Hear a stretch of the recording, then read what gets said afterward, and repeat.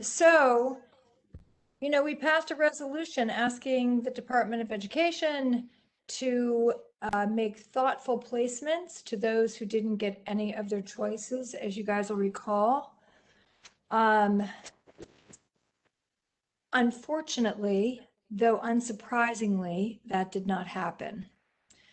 We had no movement on anybody but a couple of people who had been waitlisted in June. There seemed to have been no help offered of any significant nature over the summer for any of our families. We lost a lot of our families. We had 11 from 276 of the 24 not matched. 11 left the city. We had 5 show up to Richard Green from 276. So out of 25, only 5 ended up going where they were assigned. At LMC, we had 15 that got nothing on their list. He doesn't know how many, but he thinks it's not but a handful that went to Richard Green. The ones that got other schools did not go. One in particular, he said was difficult for him because it was one of his best students. She got nothing, or life science, and they've decided to homeschool. They were hopeful up to the last minute that she would get some sort of placement, but did not. 289. They were the school that got assigned all over the place. They got Richard Green, Orchard Collegiate, UA School for Emergency Management, Murray Bertram, Unity Center for Urban Technologies. And the update is that 5 will be going to private school. 1 got an offer to go to Quest to Learn off the wait list. And 1 got Philip, that didn't get anything, got Philip Randolph High School and is going. She hasn't heard from anybody else, but she assumes that they've all left. We have, what else do we have? I gave you Richard Green. Oh, and then Spruce. I have to read off my phone because it didn't arrive in time. Hold on. Oh, Sarah just wrote me back. Went to private, I know too. So if you have any updates on that, Sarah, let me know. But Spruce hadn't reported to us, as you know, in June, and they just said they had 3 students who did not receive an offer, and they were all placed at Richard Green. They don't know if they went. So it looks like of all the schools our kids were placed at. Sorry, so it was 6, yes, 6 students that didn't receive anything. 3 went to specialized, although they didn't receive anything. And then 3 that were placed at Richard Green. We think 2 went to private. We don't know if the 3rd went to Richard Green or left. Okay, great. But it was 6 students. Okay, great. That's helpful. So at 276, and something I wanted to throw in while we're talking about this is that 15 of their kids that got matched got a double match. They got a specialized high school and a choice school on their list, while they had 24 go unmatched completely. So, I think that this is something that we should talk about in terms of the DOE, the failures of this application process, and the way that they're messaging to these families. I, for one, feel as though if you're going to lead families to believe they're going to have a choice, that you should be able to guarantee that you give them one of those choices. 12 choices are a lot of choices to be giving in a choice system. And if they cannot realize that, they should know it by now. And they should either ask you for more choices or they should abandon this process. because what we saw downtown is going to not only hurt our families, which is the most important, but it's going to be a failure as an approach in terms of the way that they have updated this admission process. It's heartbreaking to lose half of those families. And the problem is once you lose them, you don't know where they've gone. It's very hard to trace what they choose to do, which is something the DOE counts on, is that, out of sight, out of mind. And so I don't want it to be out of mind. I want to make sure that we walk them through as much as we know happened with this disaster and ask for something better this year for our families. Because one of the things that I don't think that they're accounting for is that there are parents of fifth graders watching this, and they're going to be making decisions based on what they're watching happen here. And I have, for one, if I had kids that were in fifth and sixth grade right now, I would be very daunted at the lack of organization, the inconsistencies, the failure of, the process. They led families to believe that over the summer they would be helping them find an appropriate placement. They did absolutely nothing of the sort. So, so I would like to generate a resolution that is sort of bookends our original resolution in the spring about our concerns, and many of our concerns came true. And we had kids left unmatched in a choice system. And we had kids sent places that had absolutely nothing to do with the kind of choices they made. If someone made a college prep choice, to be sending them to the Urban Assembly School of Emergency Management doesn't make a lot of sense. And it's nothing against the Urban Assembly School of Emergency Management, which is a terrific program if that's what your kid wants. It would be like applying to the Harbor School because you want to go into marine biology and being sent to LaGuardia. So I think we have to really just render justice to this situation by calling it what it was and making some requests for amendments to this going forward and doing it early this year. So so I'll open it up to discussion. If anybody else has stories they want to bring us of people they know or other points they want to add for discussion, please do. Tricia, do you know the numbers for the high schools? I mean, did they, for the elementary schools, obviously everyone's under enrolled right now. Is that translating in the high school level at all downtown? I do not think, well, I mean, I don't know about Richard Green. I haven't reached out to them yet. I wanted to get this number from us first. I can reach out to them and ask them what their enrollment was last year to this year. My guess is that it's increased. I don't know that for sure, but we had a lot of schools, not only in our community district assigned there, but also in CB2 and CB3. So that was a favorite school to send kids to. So my guess is if it was on no one's list, that they were under enrolled. Well, I'm just curious about like Millennium or, some of these others that they lose. Millennium was over enrolled.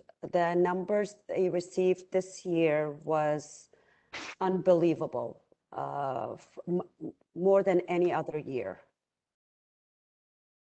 So that's the same that happened at Beacon. And that's the other thing, is that they really just socked the principals with all of the students and gave them no route to bring their schools to a reasonable size. And as you know, the way that principals make their offers is on a track record of acceptance percentages. So when they went to change this, whole admissions model this year, there was no precedent. And so basically, the principals were completely guessing as to what their acceptance rates would be. I have to think they knew that they'd be higher, but by how much would be surprising if they knew. So Beacon had such significant upswing in enrollment that it affected the upper class programming to the negative. They had to dissolve plans for upperclassmen's programming, which is something else that needs to be discussed.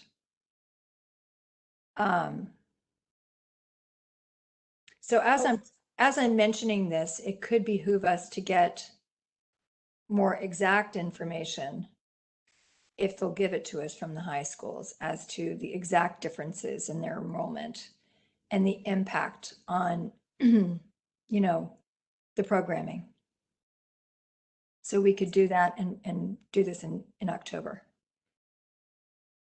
So the general feeling from parents downtown, speaking to them, they truly, right or wrong, and there's just a feeling that downtown parents of the downtown community was getting punished for something and nobody knew what.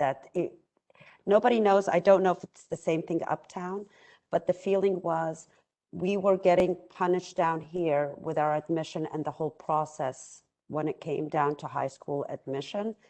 And that we're getting penalized for whatever reason this year more than any other year. Now, I don't know what happened uptown, so I can't answer that, but that's, and parents are starting already now to look into Catholic schools. That just seems to be the big thing these days, is parents are trying to get their kids somehow into Catholic schools. Right. And with the loss of those families comes the loss of those, you know, PTA dollars, volunteerism. You know, that's one thing, both CB2 and CB1, we have a very involved parent base, and that's bound to impact the schools as well. But I think it's not surprising, Sarah, that they feel that way. And I don't think that's what happened at all. I think it was just complete and total mismanagement. And I think that they're attempting to diversify the schools, which it will to some extent, but they didn't go about it the right way, like we had in our resolution, where they could have walked parents through this process, held a high school fair, even if virtually, to introduce them to some of these schools they traditionally have never even heard of, to then make it clearer what they were faced with. They left it up to the school counselors who really didn't know. They didn't know what their chances were. They didn't understand how a lottery situation was going to affect the admissions for their kids. I mean, we had a good idea that Millennium was going to be pretty dramatic because they had that priority. And it was dramatic. You know, the kids from downtown decreased by a significant amount. And same with Lab and some of the other schools, Elro, that had District 2 preferences. So when they think they're punished, it's because they're seeing that their kids weren't getting in where they were used to getting in because all priorities had been taken away. So it did create advantages for other kids from other boroughs, which is awesome, but there was no messaging. There was no introduction to the schools that they would be sent to. They were still given the expectations that they were going to be admitted to the schools on their list. And they have a right to be angry about that. And I do think that, you know, we should be addressing it, if not this month, in October, if we want to include those high school stats, which could be compelling. I mean, I just got the letter from Beacon today. It was pretty shocking. And it was shocking that they, you know, normally the schools don't even speak out about the consequences of overcrowding, like specifically to curriculum and programming. So I was happy to see that they did. It's important people understand it. You know, we know what overcrowding has caused. The teachers, you know, Jeff has told us what that looks like at Millennium. Is the 14th floor on its way yet, Jeff? Not from what I'm hearing. Literally in the building, I'm not hearing sounds, means people aren't doing anything up there. Yeah. And I haven't checked with Collins. It's been just such an inundation of minutia and getting people into a building and out safely, which is just, it's quite a task, being an elevator school. Yeah. It's a whole other level. The lines waiting for the elevators are insane. So I don't know, but I know that obviously it's supposed to open now and it's not, and I'm not hearing much more about that. I'll check for next month's meeting. Okay. Do you have an enrollment this year? Do you happen to know what it is? I don't know the numbers, but I know that our ninth grade's smaller than we need it to be and want it to be. Oh, wow. And because a lot of families are not communicating well, they some I think said they weren't going to show up and then did. Some didn't who said they would, and the numbers are a little bit low from what I've heard. Not in the upper grades, like my classes are huge, but I wonder why they didn't admit more off the wait list. Did they have one? I think that's happening now because of poor communication from families, from what I gather. Huh. So it's kind of like trying to figure out how to handle that now. Yeah, yep, that's it. I expected to hear more of that last minute moving around and I hadn't yet. So that's interesting that that's happening there. Yeah. So let's do that then. Let's spend this next couple of weeks. I'll be reaching out to the high schools so we can get a little bit more information so we can speak to both sides of this and in this resolution. I think that would be good. And by that time, all of you will have probably heard more stories as well. But it was disappointing to see so little movement off of these lists for our kids. And my hope is that something can get in the millennium.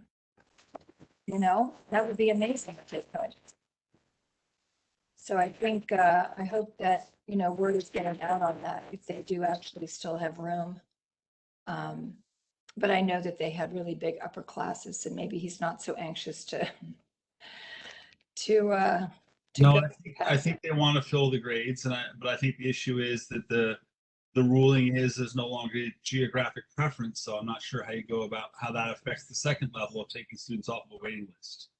Right. Yeah.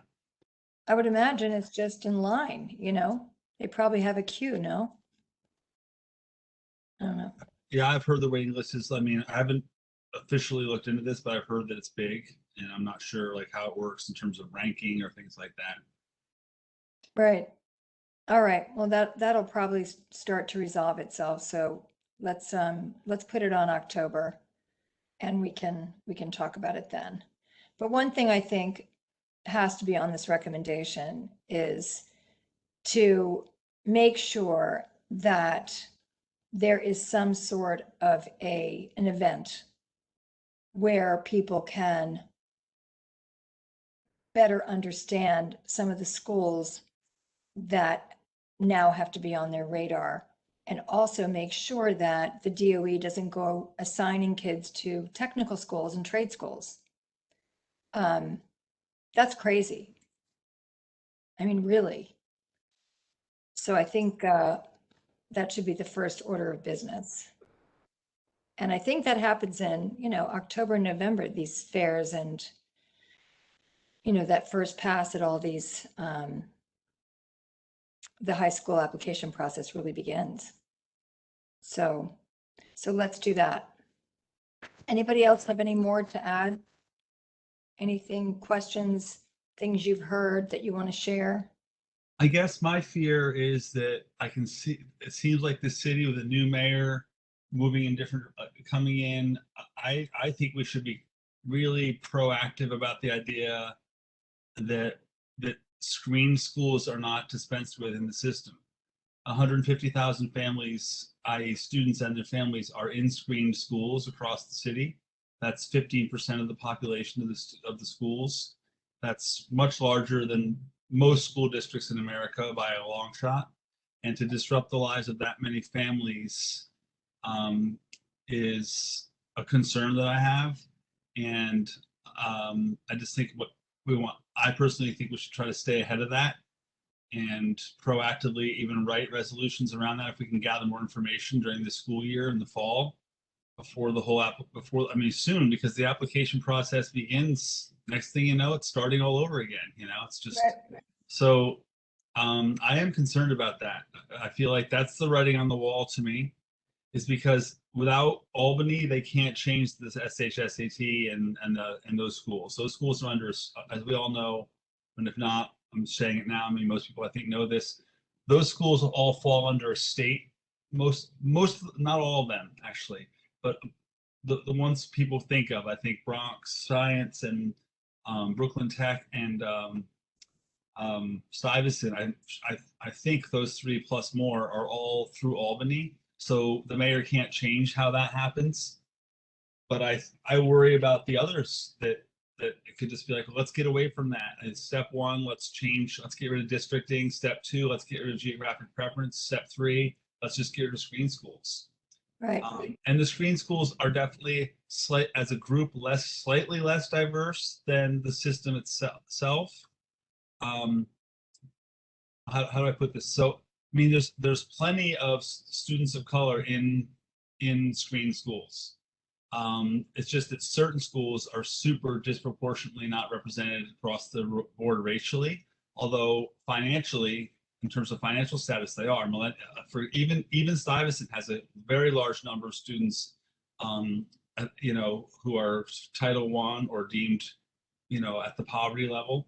So the way that diversity has been defined in the system so far is purely racially and not around economics. So I'm just throwing it out there for us to think about as a group. And I don't know what I mean. I can't assume what all of your viewpoints are. My viewpoint is that if something's working well for 15% of families in the city, for the most part, that's not where you start. You start by trying to have more models that work and not get rid of the percents of the models that do. Yeah, my approach is that, my opinion is that, they're abandoning successful models without a plan. To me, if you're going to tie screen schools to our diversity problem 100%, that would be a really big mistake. So I think that the geographics preference was a smart thing to do as the first step so that we could see what that did. However, they didn't plan properly and their communication was poor. And as usual, they, didn't project properly. They had no communication stream. They didn't take care of the families who fell through the cracks. And that's the first order of business because they need buy-in. If they don't get buy-in, there's going to be urban flight. And if there's urban flight, they're done for because they can't fund the schools properly themselves. Parents have been co-paying for their children's education for as long as, since the 70s anyway. And before you pull that rug out from underneath this whole system, you better damn well have a plan. And I don't think they have any idea what they're doing. The fact that they weren't able to place these handfuls of people over the summer says everything to me. I was hoping to be impressed by hearing that they had placed these kids. They really just abandoned them. And, if you abandon them, people will take care of them, their kids, they will leave. And we can't afford urban flight on the heels of a pandemic, especially. So I would agree with you, Jeff, maybe for slightly different, the same and different reasons, but I don't think that they can make this transition this quickly. I think it has to be done, starting at the younger grades and, really setting something in motion for like a 10-year plan, not a 1-year plan that they have that they're not prepared for. And that way they can have more buy-in from the families. I think they're really daring them to leave, to be honest, by taking this approach. And I do think that, we have already seen at Beacon that it did increase diversity. It did swell the school. But, one upside is it became more diverse, but we'll have to look at what cost, And also, are they going to help? Are they going to help the principals who overdid it or underdid it as a result of no precedent? That should be also a line, whereas, and to therefore be resolved. So, anyone else? Actually, I had a question, Trish. For the SHSAT, do they have the statistics of who's accepted, or do they compare it to who actually took the test from a diversity background? Or do they just see the end result? Well, I can see if I can do a data dive on that. It's usually pretty cut and dry with the test scores, and then the threshold will shift year to year on, because they all have their test thresholds.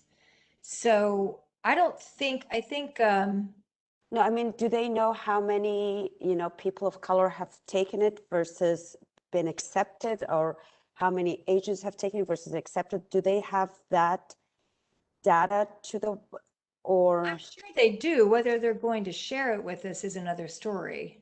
But we could certainly ask. I could place a call and see if I can get an answer to it. Okay.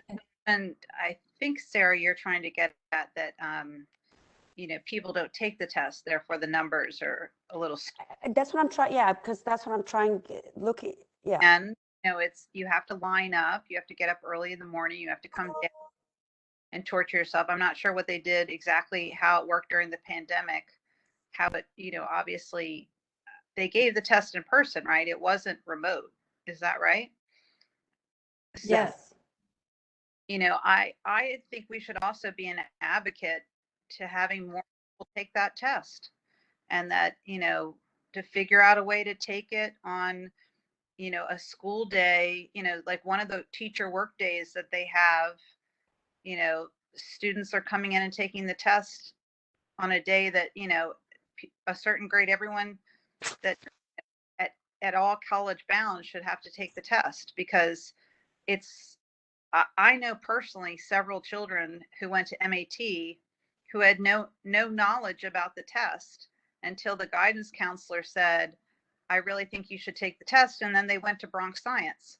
But if the guidance counselor hadn't mentioned that they should take the test, they wouldn't have even known about it because their parents don't speak English, So I think that in a separate resolution, or something, I would definitely advocate for this other route. And the other thing is that some of the children that ended up at these Stuyvesant, Bronx Science, they didn't have great grades.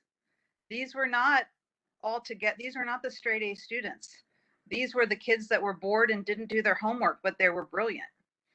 And that is another path for kids to take.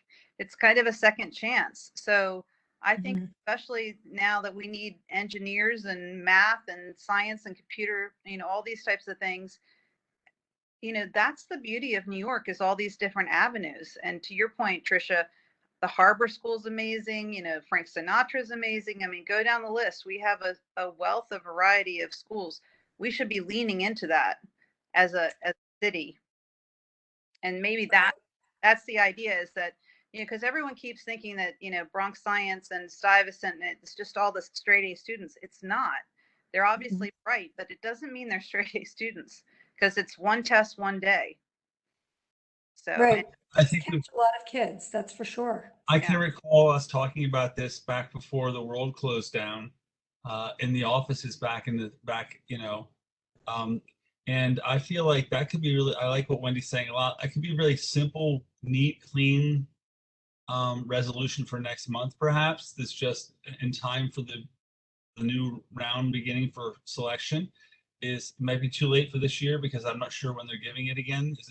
Usually it's October, but it could be a simple ruling from the DOE that every middle school has to dedicate like a class period, or we could debate it another time, but like that's a simple, clean resolution that we talked about. This it's just literally not even knowing it exists is step number one.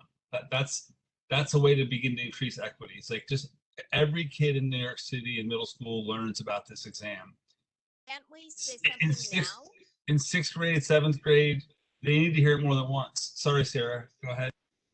It's all right. I just don't understand why they're not hearing it now. Speak up a There's no little bit, mandate. Sarah. There's no mandate to have to, as far as I know, there's no mandate in middle schools that you have to somehow promote that exam. So No. I could be wrong. We should research before I write a resolution, and I'll check around a little bit. But I would just again repeat that it can't just be in the fall of eighth grade. It's too late. It needs to be the second you arrive in middle school, you learn. In sixth grade, there's a session. In seventh grade, there's a session. Maybe there's two. People need to hear things more than once. Think about the advertising model. You don't have to see an ad for Coca-Cola one time in your life. It's always there, right? So step number one to increase equity is increasing access. Increasing access only happens if people know opportunities exist. Absolutely. Stressing that your grades don't matter. You know, that's a big thing, is that I know several middle school kids who didn't have the best grades that ended up going to Bronx Science, and it gives them a second chance. And that's also a really, I mean, that's what we want to promote for New York City, right? Is that, you know, you always have a second chance. You know, I mean, there's multiple paths to success. That's why we come to New York City. Right.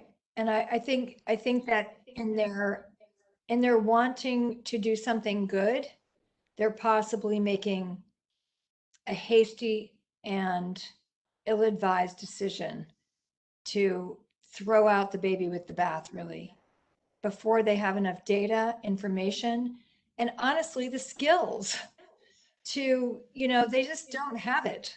And this was a great experiment for us to see how ready they are to catch those who fall. And the answer is they are not ready at all.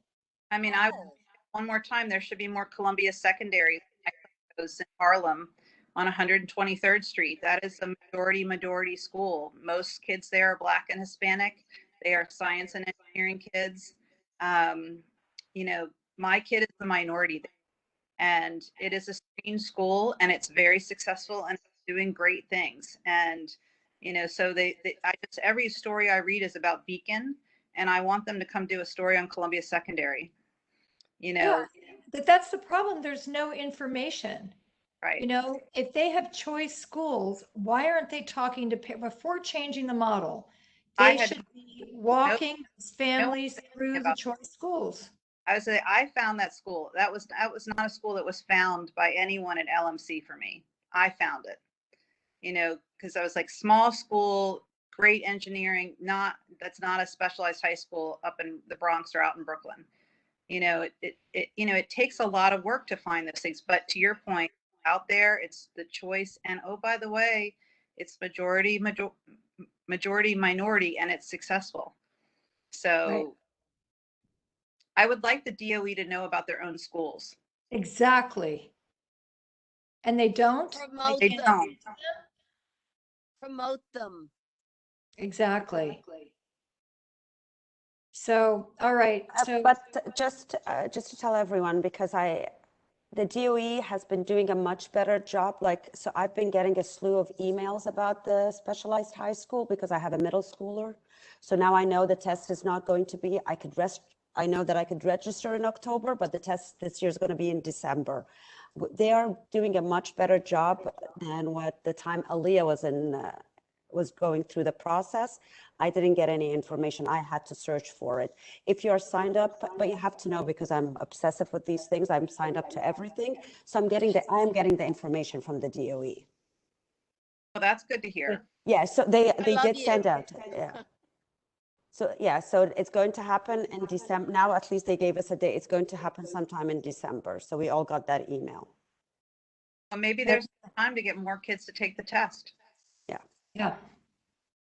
And again, just to be clear, like when I was saying earlier about staying ahead of any possible radical changes, just, kind of glimpsing a little bit of Eric Adams' sort of educational platform, you would think he's not going to be in favor of dismantling screen schools. He's talked about increasing their diversity while maintaining them. And also, while he's not open to increasing the cap on charters, which I'm personally happy about because I'm not a charter school fan, if you were to keep charter schools and get rid of select screen schools, that would be the ultimate bizarre act of kind of strange policymaking. Because in effect, a charter school is a selective school. It's just a complete random lottery. And if you don't happen to be the lucky one that gets it, if you consider that what you want as luck, then you don't get it. So I just wanted to kind of clarify that thought there.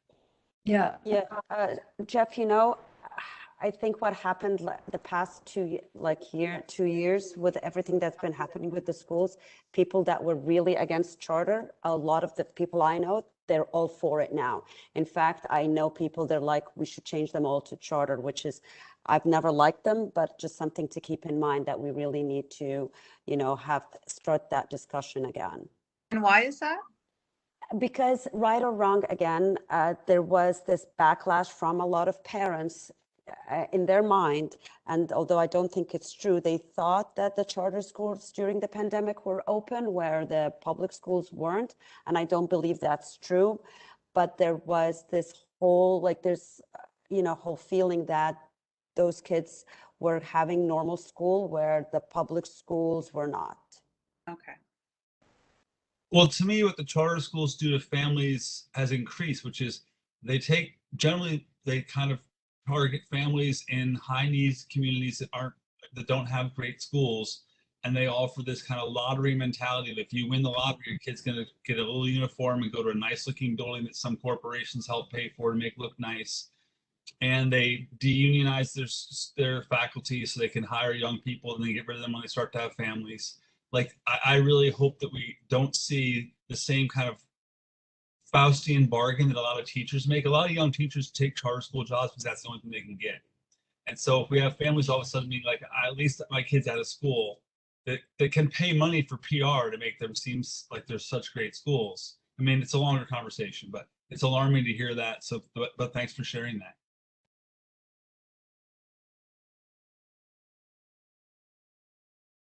Anyone else? Can we, I mean, is COVID a factor with any of the things that we're talking about here in terms of, is that another thing to just say, keep it the same because there's so much, I mean, we don't even know population in New York, if people are staying or going or coming, I mean, is that part of any resolution is, that we're still New York's still recovering, or do you think that's unrelated? I don't know. I think it's related.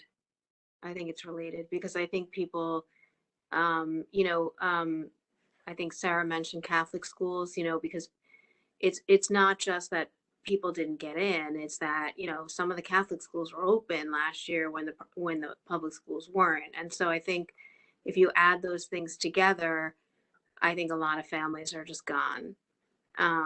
So I think if anybody was kind of thinking about it during the pandemic and then, they didn't get their picks, and they had questions, and I think a lot of people have questions about what this year is going to look like.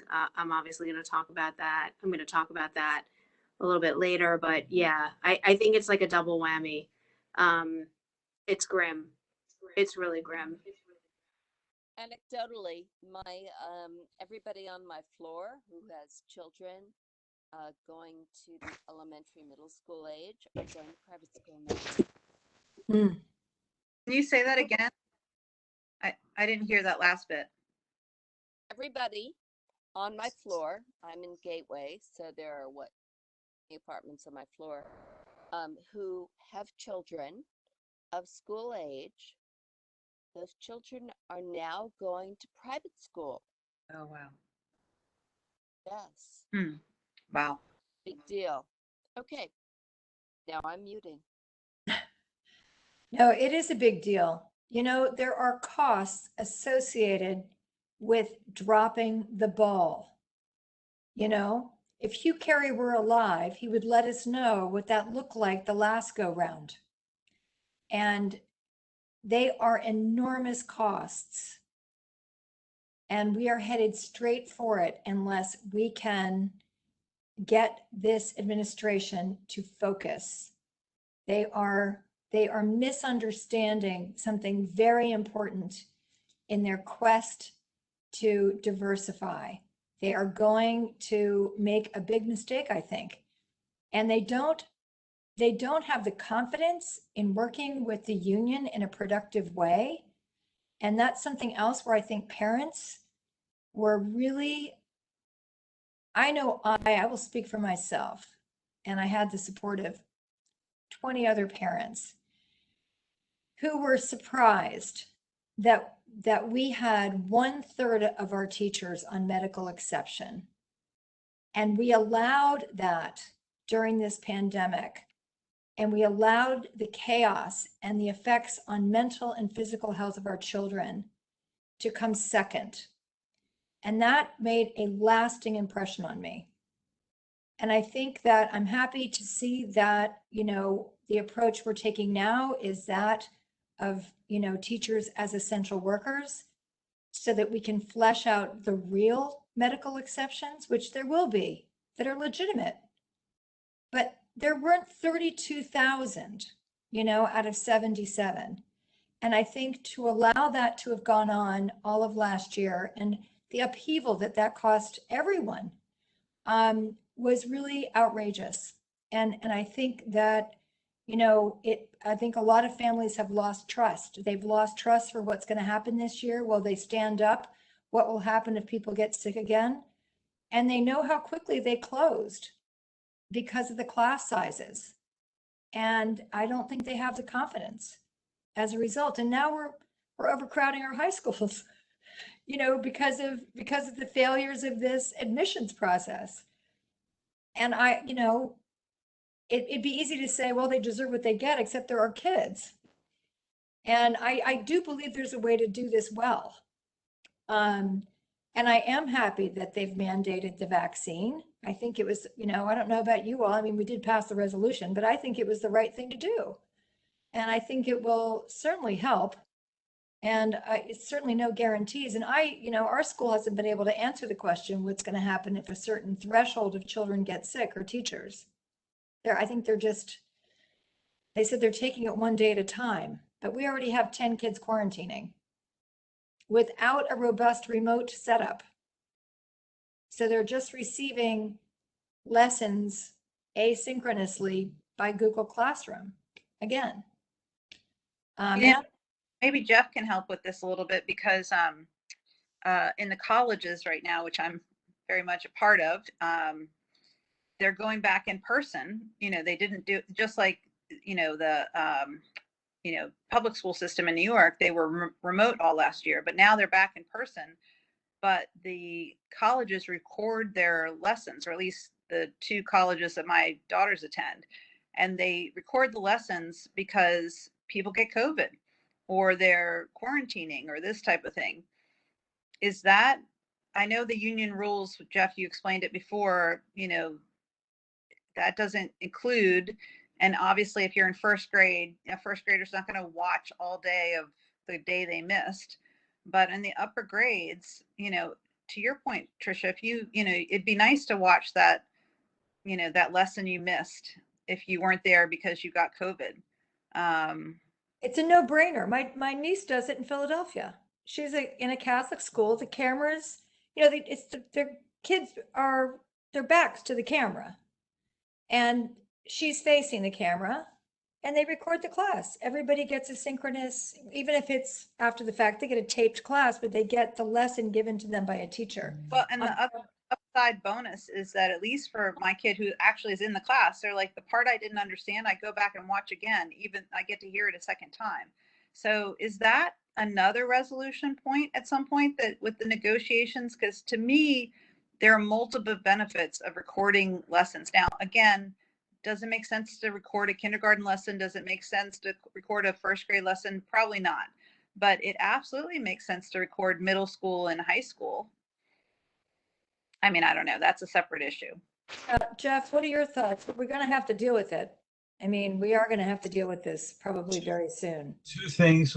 One, I'll take first, and then that question. So, with all due respect to you, what you're saying about teachers, I think second guessing people getting a legal certification for medical reasons to not be in the classroom in the midst of a pandemic, unlike anything we've ever seen before, with so much uncertainty at that time, I don't think it's something people should be publicly at meetings saying they're faking it and they didn't really have a reason to not be there.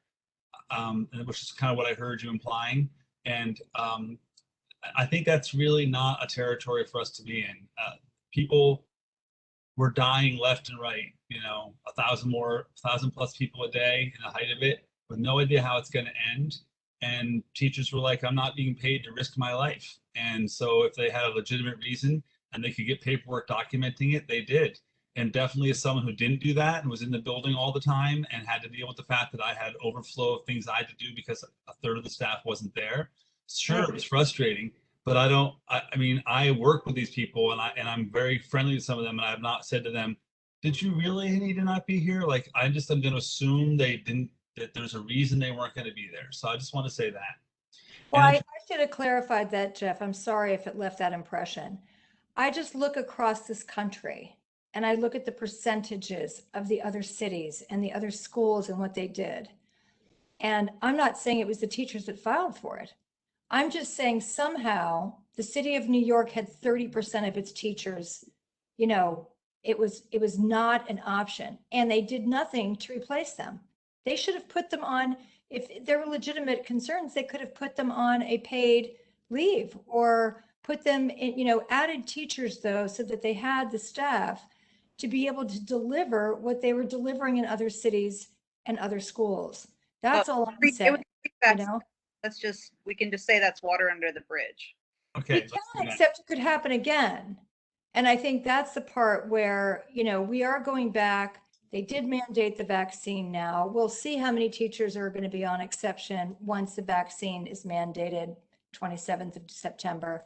Yeah. And so we'll be able to see what that looks like better. But I think people have a lasting concern about the way decisions were made, and they don't feel confident about what's going to happen if people get sick again and quarantine without a remote setup. And I do think it's something that as a committee, we should be addressing in the form of a resolution, Well, I think the reason other cities might have gotten able to do what they did was because they don't have as strong of a union as we have. I mean, I'm not a huge union fan, to be really honest with you, but like it is a strong union compared to certainly a lot of southern states where it's just like, here's what you're going to get paid, deal with it or quit.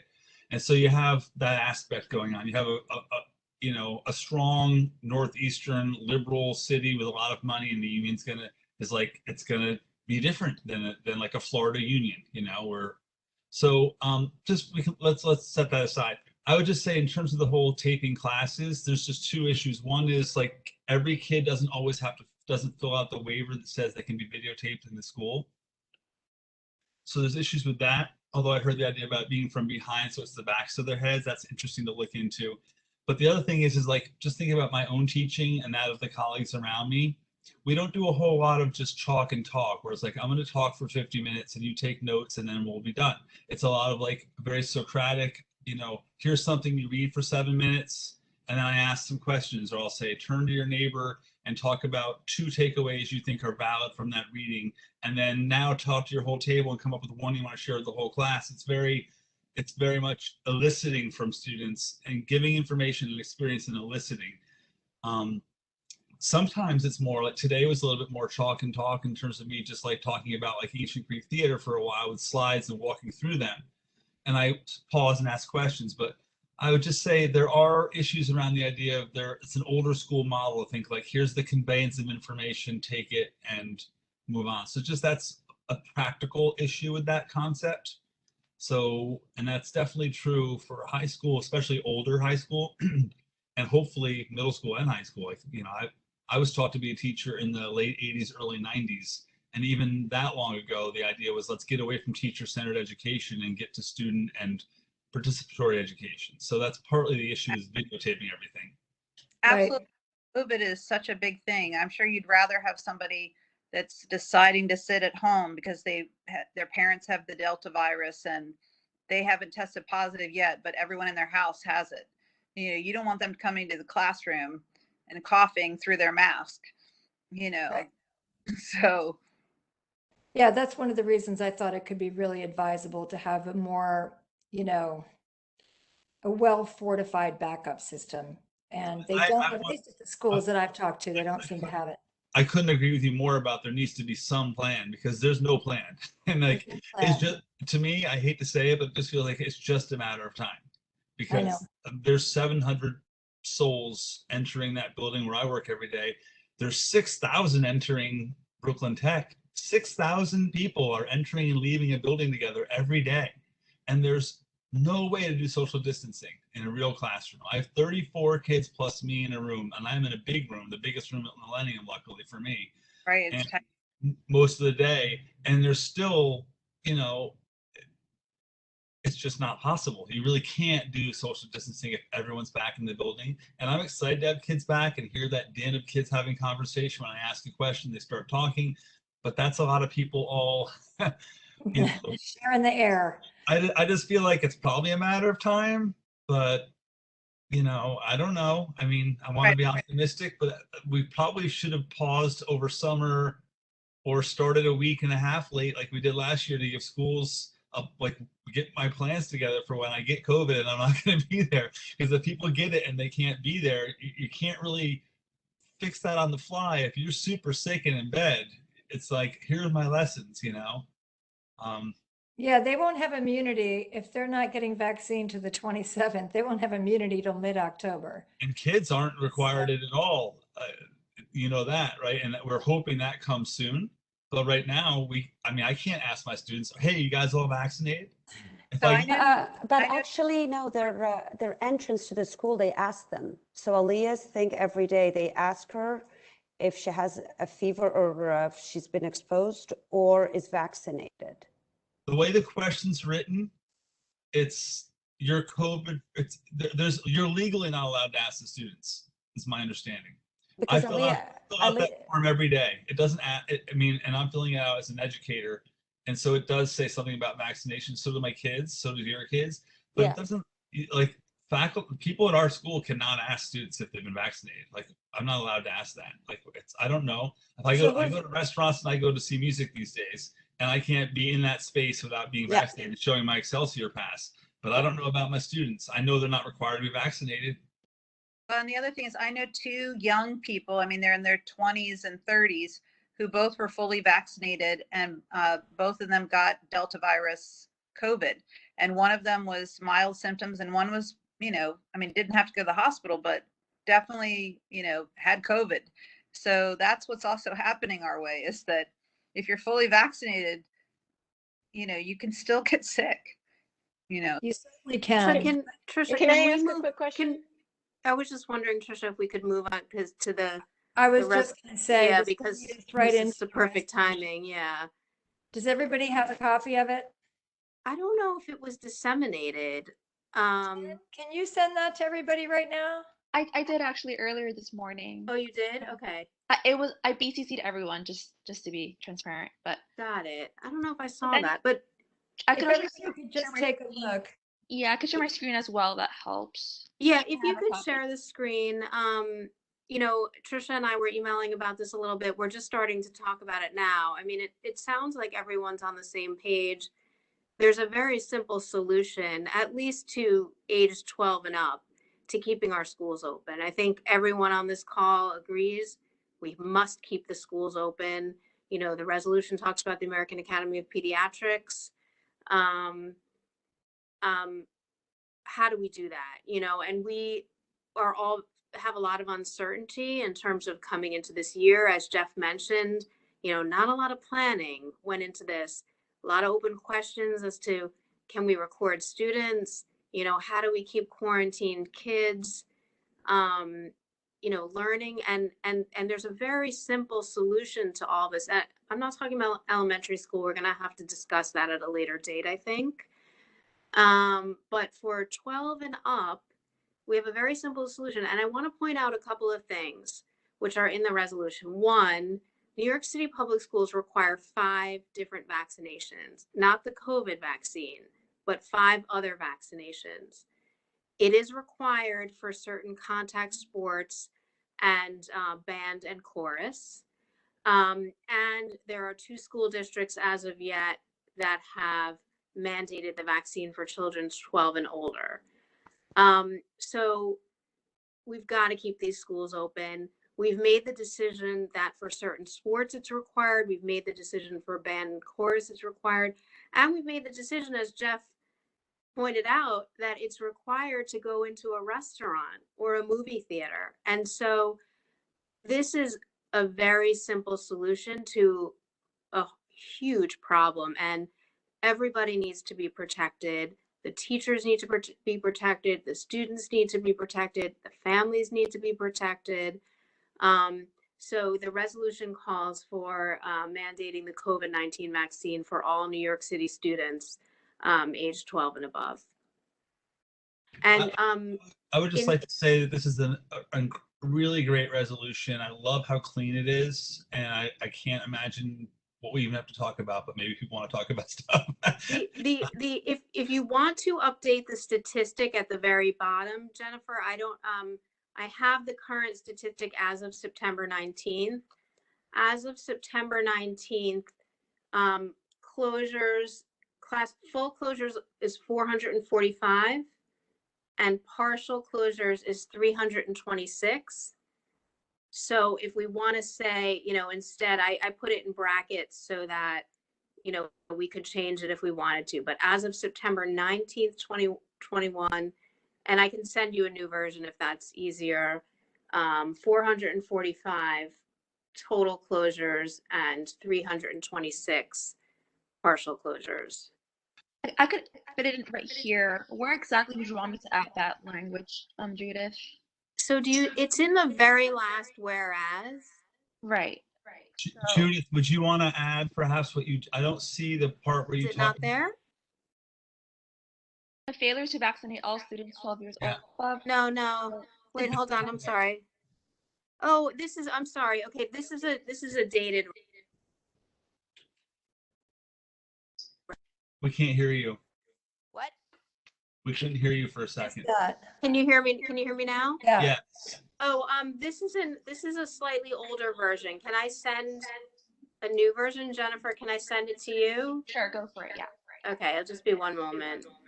Judith, These are just the middle Or school just and high read school it. classroom closures? Is that right? No, it doesn't break it out that way. So unfortunately, I couldn't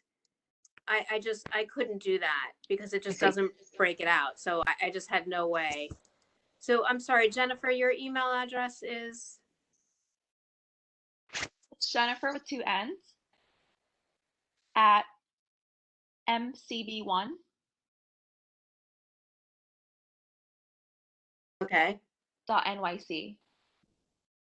.gov. So Jennifer at mcb1.nyc.gov. Without the gov. Oh, it's weird. I can Okay. put it in the chat just in case. Sorry, guys. I tweaked it a little bit, and I guess I didn't send Jennifer the. You know what? Lucian's on the mail, Judith. It's not Jen, so it's all good. Yeah, I didn't send it to Jen. It's not Jen's fault.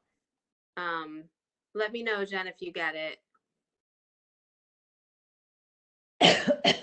And will we amend the resolution in case by next week the kids 5 to 11 are able to get the vaccine? Can we at that point amend it? Yeah, that's totally fine with me. I don't think it's going to happen by next week. What I read this morning was it's still a few weeks off. Mm-hmm. But happy to That add that. I did get Judith. I'll When- share my screen. When or if it gets approved? You could do it whereas if therefore be it resolved if it's approved to go ahead with it. So we don't Yeah, have. we can do that. Hey, hello. Let's see, how can I? Okay. So just Hey, take a I look. wanted to ask a few questions. Judith, did you write this? I did.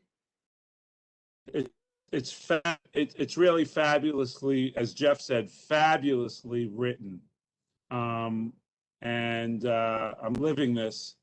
And I would just say that, you're going to mandate these kids to get vaccines, which is a good idea. You're going to find out what the ramifications are for those people who don't want to to get their kids mandated, who don't want to get their kids vaccinated, which will be a significant amount of people. I have two realities going. I've required all my staff to be vaccinated that are going into school buildings as of today, where we started 25 schools today and 6 schools last Monday. And we had about, I don't have the exact number, but out of 500 staff, I'll repeat that, 500, we had about, I'd say between 10 and 15 not come to work because of our requirement. I didn't buy into the DOE's requirement because it was sort of wacky to make them come in today and then 5 days from now, they have to be vaccinated with 1 dose. I said they have to be vaccinated with 1 dose today. I think I had that was okay with me, and I had that legal right. Seemed to work out that of the 500, some people went and got vaccinated because I said this about weeks ago. And a lot of people just went and got vaccinated. It was really a good incentive. We talked, people that don't want to get vaccinated, it's not like your yahoos from southern states. It's people who are scared. And we have to be sensitive to people that are scared. And I'm sure there'll be parents who are scared to get their kids vaccinated. And until the CDC says it's safe for 12 and above, you're going to have an uphill battle to win the hearts and minds and the arms of parents, and I would say a significant amount of parents, maybe 20%. So I don't have data how many kids, because we run soccer programs, and the middle school soccer programs, you have to be vaccinated to play. We don't know that yet. We don't know what's going to go on with indoor volleyball and indoor basketball, but we do know, because of the city, that they have to be vaccinated to play. They do not have to be vaccinated for some other sports. So we could pass this resolution because I think it's advocacy, and I think advocacy is good, and the city is going to need the support of every community body that will give them community. I think we need to speak out. I've spoken out, and I think the community board should speak out. I'll vote in favor of this, but there'll be some level of, if I don't think we're going to make or break whether or not the city does this, but it's good to speak about it as community activists in trying to protect our children. Breakthrough cases, as Wendy said, are breaking through. It's all over the place. And if you're next to someone who in school who has COVID, but you're vaccinated, you're not required to quarantine. So it's much different than when we were running programs at the end of the spring. If I'll repeat that, as far as I know, is if someone is got COVID, and a lot of people are getting it, I just pray that this vaccine works. A lot of people are getting it, and but the people next to them, my other staff members, do not have to quarantine because they're vaccinated. They do and should get a test, and a lot of them are not getting sick. Thank you, Donald Trump, for bringing us the vaccine. But it's important. I think it's an important resolution. Judith, I think it's really in the best interest of community advocacy and so well written. So congratulations. Thank you. One of the things I was thinking is, do we want to do a carve out for people who it will be impossible for? Do we feel as though we need to provide like a space for them here or not? I mean, should we assume that they'll be taken care of? My inclination is not to go there because, as I mentioned, there's 5 other vaccines, that are required for New York City school students. And I just think, whatever the parameters are around those will be the parameters around this. I just hate to I think as a couple of you mentioned, I tried to keep this super simple and clean. And to the extent that there are wrinkles, Bob, I think one wrinkle that Bob mentioned, and he mentioned a few, is like, when do they need to get vaccinated by? I'm kind of like, I'm Yeah. leaving that out. I'm leaving that out. Like, just leave it all out.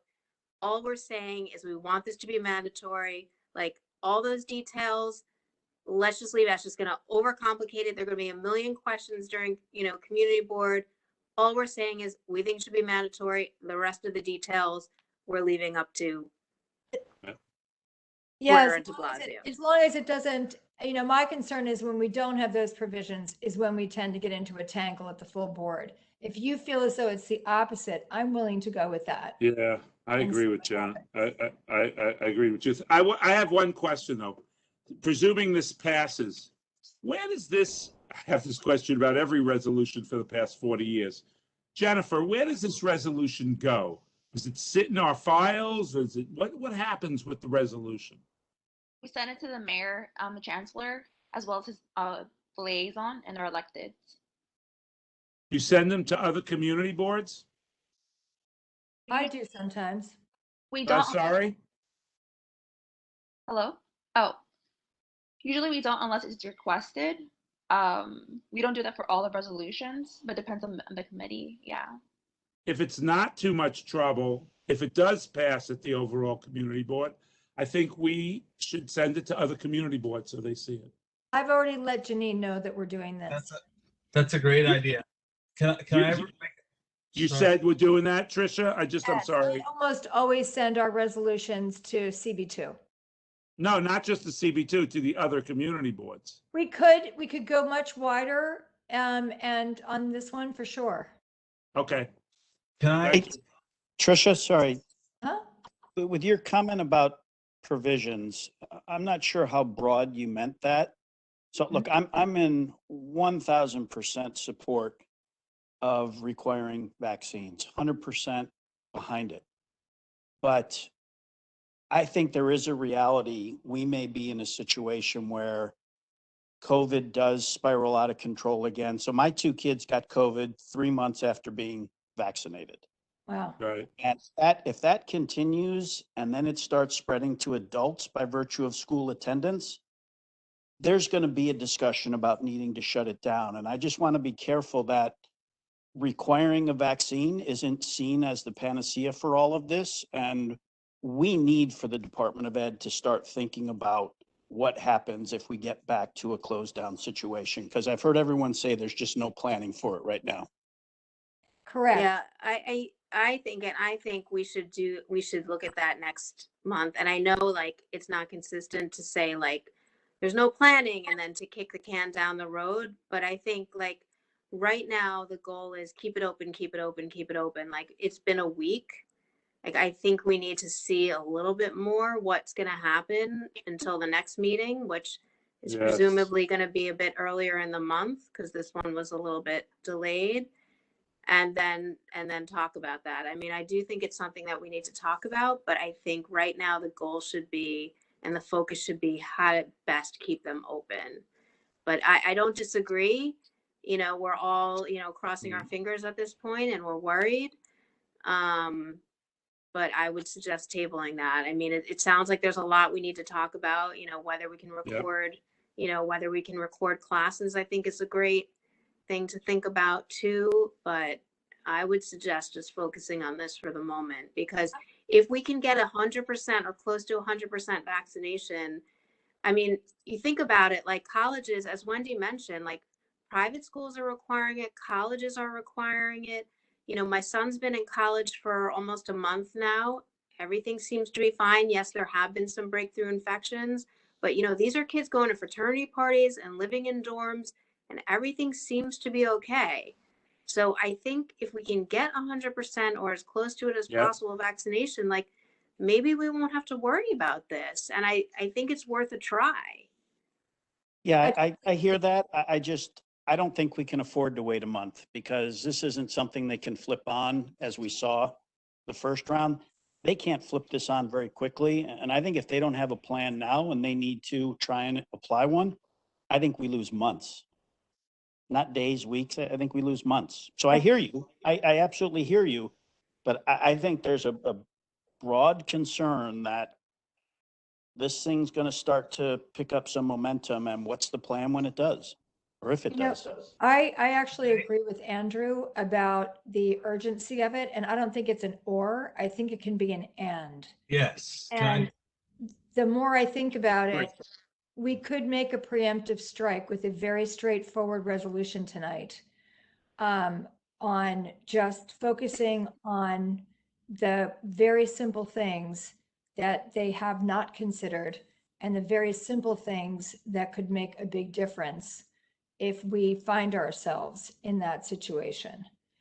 Can I address this for a quick second? Mhm. Also, I wouldn't mind if no one's looking at the resolution on their screen. I really like seeing people. So if it's okay, Jennifer, maybe we unshare unless someone objects and wants to I still think see. we need the to screen. vote on, let's can vote we on vote- this, vote on guys. this and then move I on to the have next? something up. Okay, that's fine. I mean, people can look. I mean, all right. I was just gonna say, I think I agree with Andrew, but I feel like we should just make this its own separate resolution so it's nice Yes. and clean. Correct. And the only thing I would consider adding, because I think it's powerful what you said, Judith, is you noted, and I don't see it in the resolution so far, and it's not a criticism, and if it doesn't get in, it's no big deal either. Is I thought it might be powerful to have in there the idea that you can't electively go to a restaurant, show, or anything public in the city at this point without proving vaccination. So That's the third bullet. it is okay.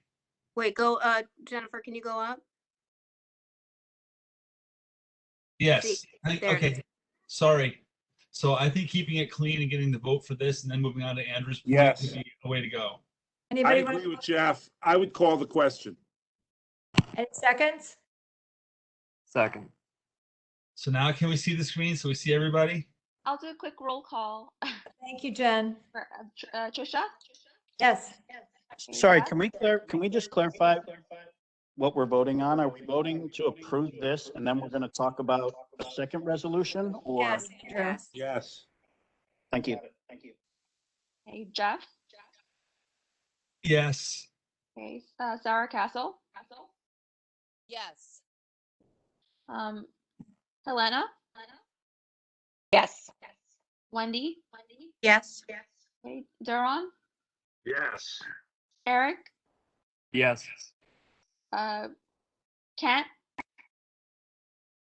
Yes. Bob? I would just say this is not going to be an easy, short discussion at the community board. I vote yes. Judith? Yes. Andrew? Yes, with a qualifier that it's somewhat side by side with the resolution for a remote plan. And Sarah E? Yes. Awesome. Motion passes. And we can move right into that one right now. I agree with Andrew. At first, I thought, 8th of October isn't bad, but I do think that it will be important for them to hear from us on this. And it doesn't, it's tempting to want more data in some ways, but we can always do another one. And I think. Sorry, Yeah. I'm sorry, Trisha. Sure. Go ahead and finish. I'm sorry. I thought you were pausing. All I'm saying is we can draw upon some of the history that we experienced last time. We can ask for that camera option. We never did that before. We can, bring up some very simple points that could raise enough attention to this with some specific asks that we can then build on later when we have more information.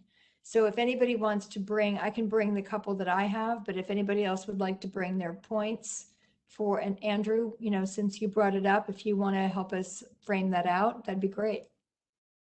Well, can I address it from the perspective of someone, within a school? You're coming at it from an angle I wasn't familiar. So if you're talking about cameras, that's not really what I thought we were talking about. I thought this was to address what will schools do if they close down. Is that correct, Andrew? Correct. Okay, because so we do there's, not there's have nothing, a there's remote, nothing to film then if the school's closed down. so they do not have a remote option this year. Right. And so that is going to be a particular focus, I would imagine, of this resolution because they don't have a plan. I think we might need to gather information. So the plan, as best I know it from where I am, for example, at Millennium, is if the school were to go back to a closed down situation, we go back to our model from last year, which is online instruction, live on time, live in time online instruction, shorter class periods to get through to minimize screen time. And all classes meet every day in a live forum with a teacher running it and students virtually there. I believe that's the plan at Millennium. I think what we might need to research, unless someone already knows it before we write a resolution, is there some universalized plan that all schools are supposed to follow? There is not. And not only that, if you look at Judith's data from the McKinsey report, the loss of learning across the board was catastrophic with the way they delivered the education remotely at most of our schools.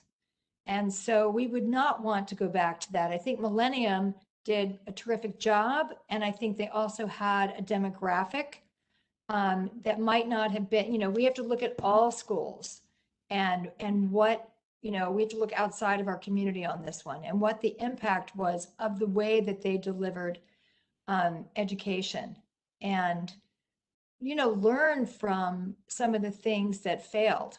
There will always be kids that do great on online learning. We all know the kids that said, I really preferred it. I did great that way. I'm a self-starter. I'm an independent learner. It really worked for me. In fact, I'd like to stay that way. But for most of our children, that was not the story, right? So what do we do to learn from what happened last year at most of our schools in terms of making best practices if we find ourselves there again? So I'd like to just talk to best practices for a second. I don't think that there is a consensus on what best practices are. We could talk about it for about 5 hours. Totally agree. I just want to say that I'm sort of ambivalent about the whole subject. I think the strategy of our society is to get everybody vaccinated. But I would like to say this.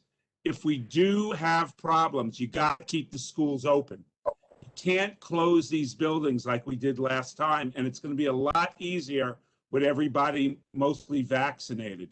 And people, unless you want to bring down the economy, you're not going to close down the schools the same way you did before. You're going to keep them open for people that want to come to school, and you're going to have a remote option or something. Send them a book or a workbook.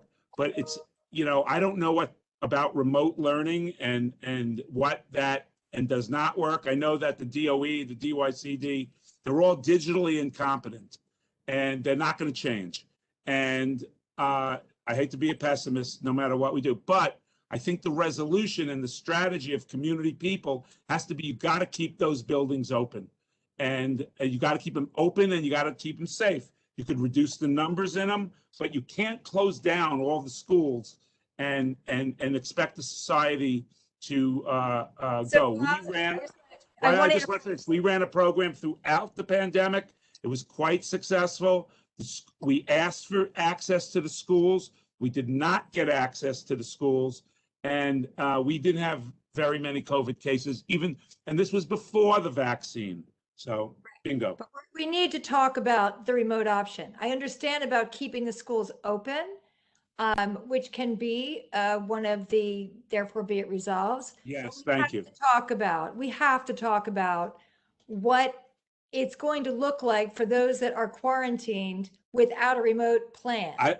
And my hat's off to you. Try to do that, but try. And I'm not saying you shouldn't try, because we're thinking of doing some online stuff for kids, but you should try to do that. But the push has to be always to get vaccinated and to keep the schools open.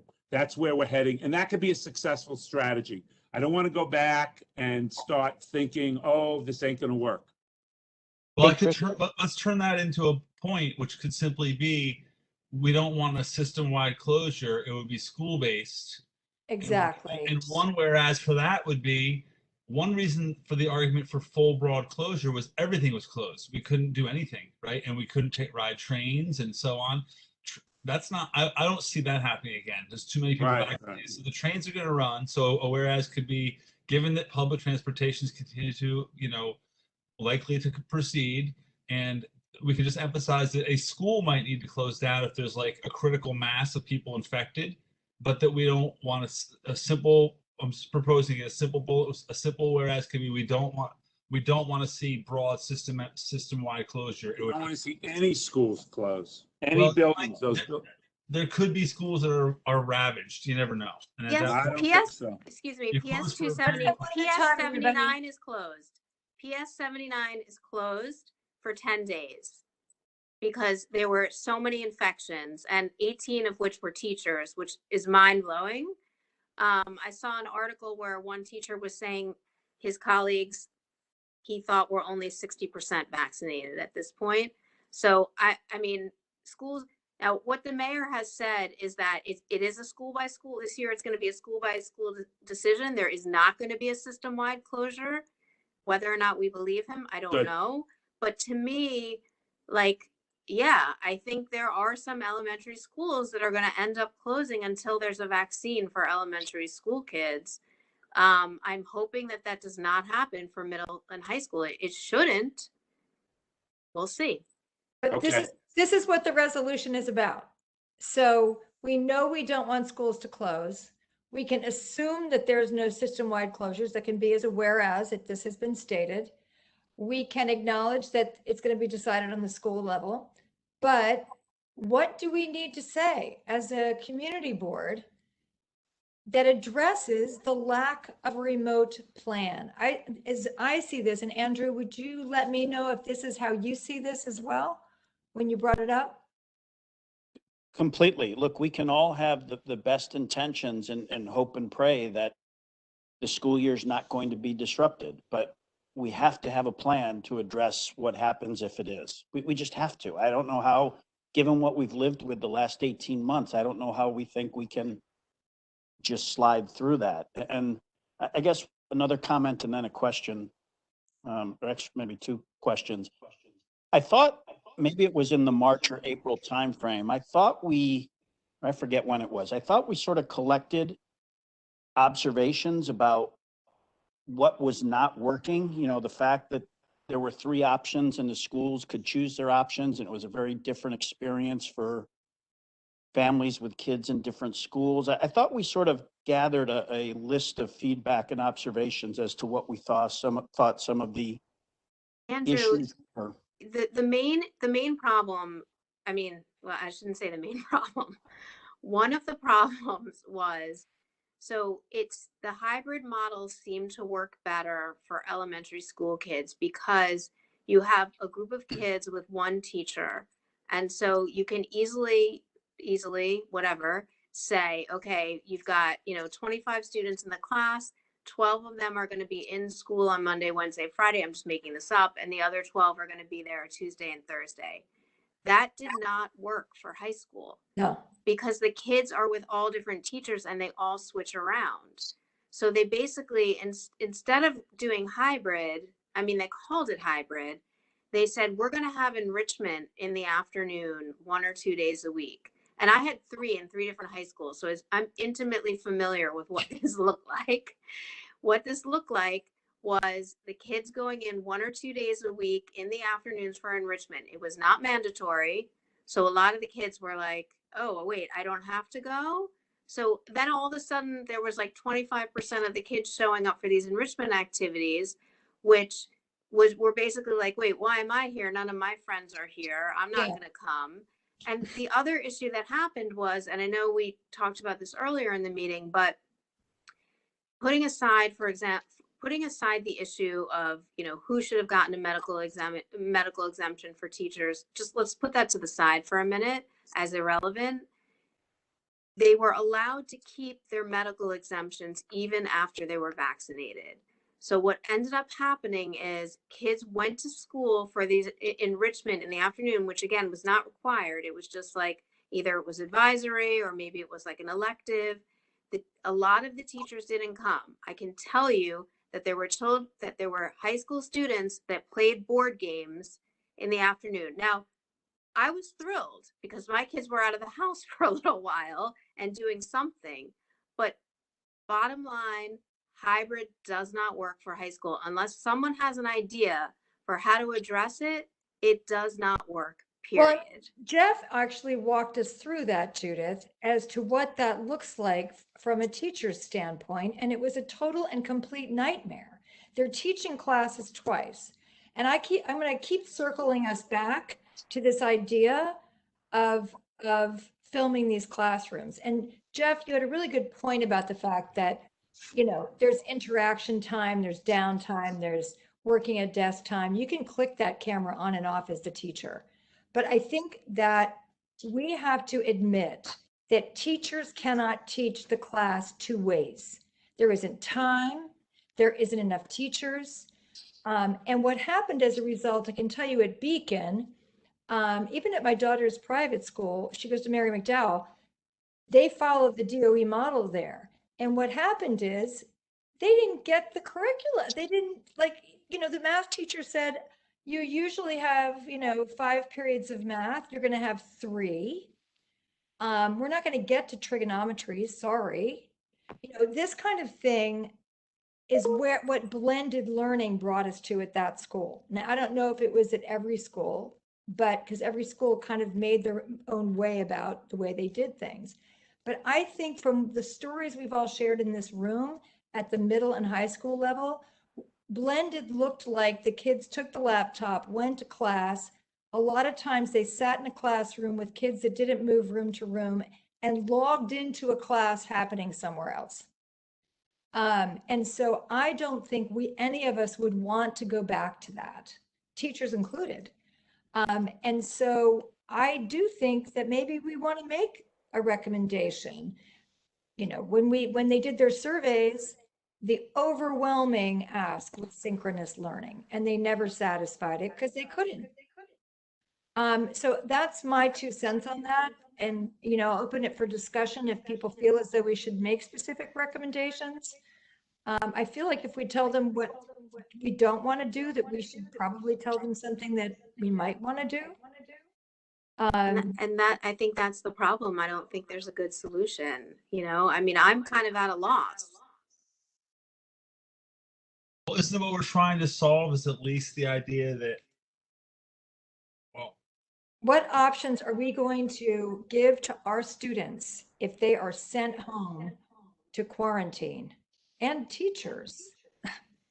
Tricia, if we don't think we have, and maybe we do, I don't know, but if we don't think we have concrete suggestions, is there a way to make a headline statement that, in the event the environment requires a school closure, that there be a plan for remote learning that addresses some of the issues that we experienced during the initial COVID outbreak, including and kind of listing where we thought that there were shortcomings or it just wasn't accomplishing the stated objectives?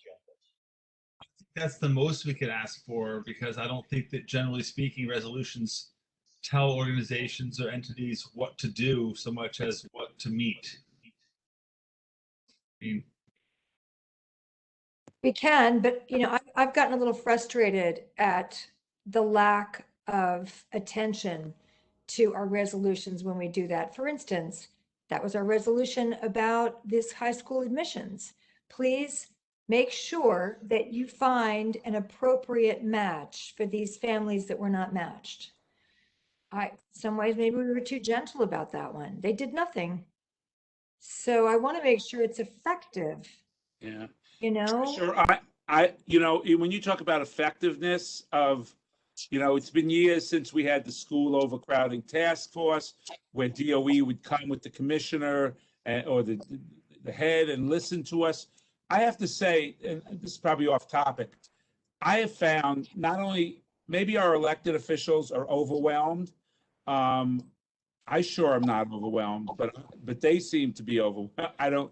They don't seem to be responsive to the community board and the nuances that we have talked about. I'm interested in hearing the discussion on the construction and why we haven't heard the gym, and why we haven't heard anything about that, but from an elected official and from our representatives.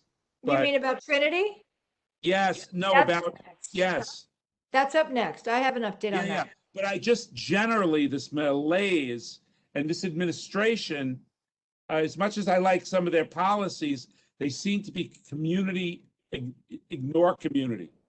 And I've never seen it from an administration or from and I don't think it's actually the administration only. It's a current culture of just not hearing from communities. Maybe they're overwhelmed.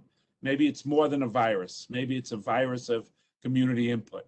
So I happen to think that specific asks are the things that generate results. Yes. It's just in my history, that my 12 years on this board, Yes. this is what's been successful, is then when we exactly tell them what to do. Yes. Like It's put stuff this with piece up on the street. Yes, like, so I would be in favor of saying, what you tried didn't work. Blended learning didn't work. Kids were sitting in a classroom looking at a computer. Half of them gave up on it and just went home. A lot of kids fell through the cracks because you were delivering lessons through copious amounts of text on Google Classroom instead of live teaching. And you asked the parents what was missing for them, and an overwhelming amount of them said live teaching. What do you want? Synchronous teaching. And did they give it to us? They did not. And I think, there's a teacher in front of a classroom with their passion, the way that they talk about a subject, the excitement. I mean, we are underestimating how engaging our teachers are by sending kids home with lessons. And I think we need to highlight how important and how lucky we are to have the kind of teachers we do that are incredibly engaging. And that Tricia, I'm sorry to cut you off. I agree with that totally. I just want to reinforce that. We ran online where teachers were in with the kids, and it was successful. I mean, there were 8 to 15 kids there doing, I don't know, yoga, or I don't know, whatever, after school activities. And it does work to a certain degree with a certain amount of people but 6 hours a day for a teacher is a lot. And we might want to shorten the school day if we go remote. I mean, it's a lot for these teachers. We're not going remote. Remember, we're not having a system-wide closure. Right. So if we did, we're talking about what can we do for the kids that get sent home to quarantine? What can we do for them? How do people feel about asking for a recorded class? How do we feel about it? Do you not like it? I wouldn't worry about, do you think it's possible? I think nothing that we have gotten, I don't think anything we've gotten, someone would have told us was possible when we asked for it in this committee. So I'm not afraid of that. I just want to make sure we're aligned as a committee on that idea, because I would want it to be something we all agree on. I think the more directed our comments can be, the more specific we can be. I absolutely agree with that, Tricia. If we think we have an aligned view across this committee, I think that's only helpful, and I agree with you. I think it achieves potentially a more beneficial outcome than if we're more general and just citing what didn't work. Yeah. So how about everybody else? Want to show your hands? Just get an overall consensus from everyone. What's the prompt? Yeah. The prompt is, do we want to tell them that based on the failures of blended learning and just remote learning in general last year, that if we send kids home on the school level to quarantine, if they get sick and they have to go home for those, 2 weeks, what are we offering them? And we are saying the one thing we did not try that everyone asked for was live recorded or recorded classes, so that they could just either attend them live or they can call them up later. to look at them if they're sick and can't watch them in real time? Sorry, Trish, Nest did that at the beginning, the first time, and it was very successful. However, they stopped it because of some legality, and they said they couldn't do it again. We asked for it the following year, and they couldn't do it. But that's a union contract, right? I mean, they did it like the first time ever, where the teachers would record everything, and then the kids can go back into the library and look at it. They couldn't do it the following year. Oh, I'm not afraid of taking that on. You know what? I'm sure it's some technicality somewhere that someone fought for. They didn't want to be photographed. I think maybe. But there was no kids in the class. There were no kids. There was no kids in the class during that time. Yeah, this is the I think first that's time. a union contract issue, and I'm with Tricia. Let's fight it. Yeah, I mean, come on. They're doing it all over America. This is for the union to me. It's like, would you rather stick with that for whatever reason? Let's find out what the reason is, first of all. Yeah. So would you rather stick with it over that reason or have a learning loss of like 50%? Like, let's just weigh this out and see, ask the question, how important is it? Maybe they have a great reason, but we don't know what it is because no one's ever pressed them. And I think it's time to at least purge this thing that they, have been anxious about for whatever reason.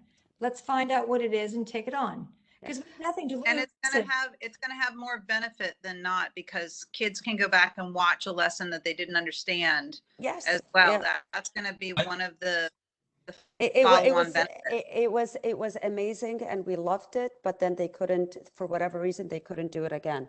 And I know this subject really does depress me. So regarding, remote, because I have PTSD from that.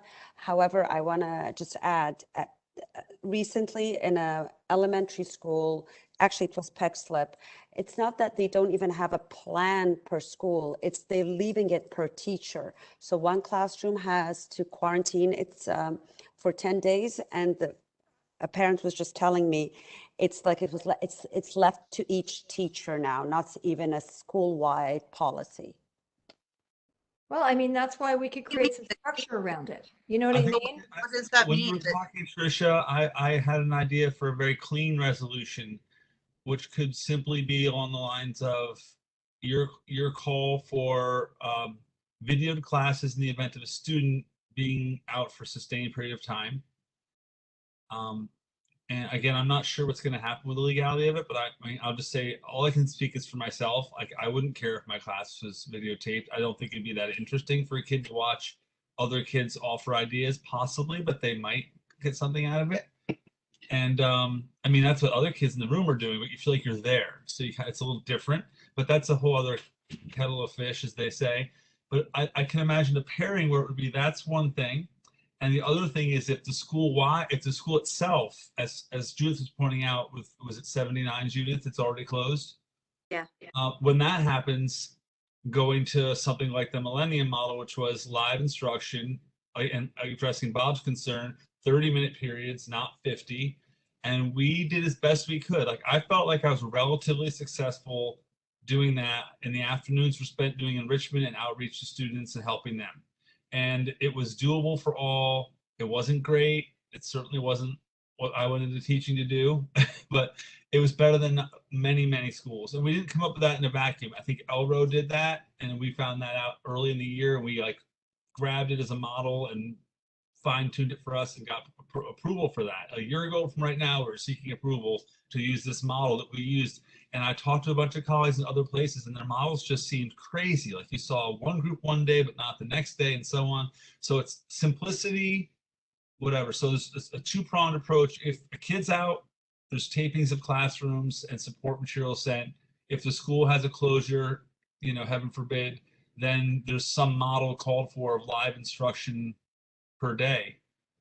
Why can't it just be the regular class day and then people sign into it if everybody goes home? This is what I mean. I think we really. What do you mean? Can you clarify that question? Yeah, we overcomplicated it by developing a completely different curriculum, maybe not a millennium, but developing a different curriculum with people at home. My girls they have a schedule, right? There's first period, second period, third period, fourth period, fifth period. If everybody goes home, don't change the curriculum because you've got some people in the building, some people home. Teachers are teaching 2 different classes per day. They're quitting at 1 o'clock because all afternoon they have to spend trying to help the kids who fell through the cracks in the morning. It's because of screen time. That's the answer to your question. Yeah, Kids well, should I mean, not, kids should not be on screens for 50 minutes per class times 6, so 300 minutes a day of screen time. That's not good. then cutting them back to 30 minutes makes total sense. That's what You I'm. know, because then that's they what I'm have saying. some time to log off that call, be off a screen for a half an hour and doing independent work. But at least they've been given the lesson live. And then they can have it in writing on the Google Classroom too. I can tell you like Yes. one thing that didn't work last year, again, 3 students, 3 different high schools, is, you know, one high school decided, I don't remember if it was 20, I think they decided to go with 20-minute classes. Mhm. So they went with 20-minute classes. He had all his classes from 9 a.m. to 11 a.m. And then instead of like what you're saying, he was supposed to do the second 20 minutes on his own in the afternoon. What happened? That didn't happen. Oh, He had school from 9 to 11, and that was it.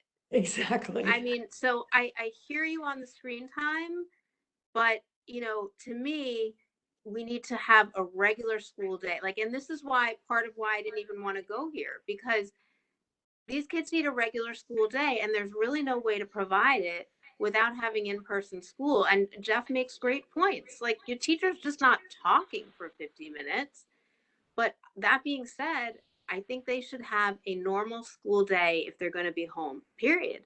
And I think if kids have to quarantine, they should be piping into the live class, because I otherwise agree. you have too much choice on the part of each school, and they decide, hey, it would be really clever if I split my class into 2 and I have half in the afternoon, and that's the independent period where my son plays his guitar and plays video games. I mean, let's be honest here.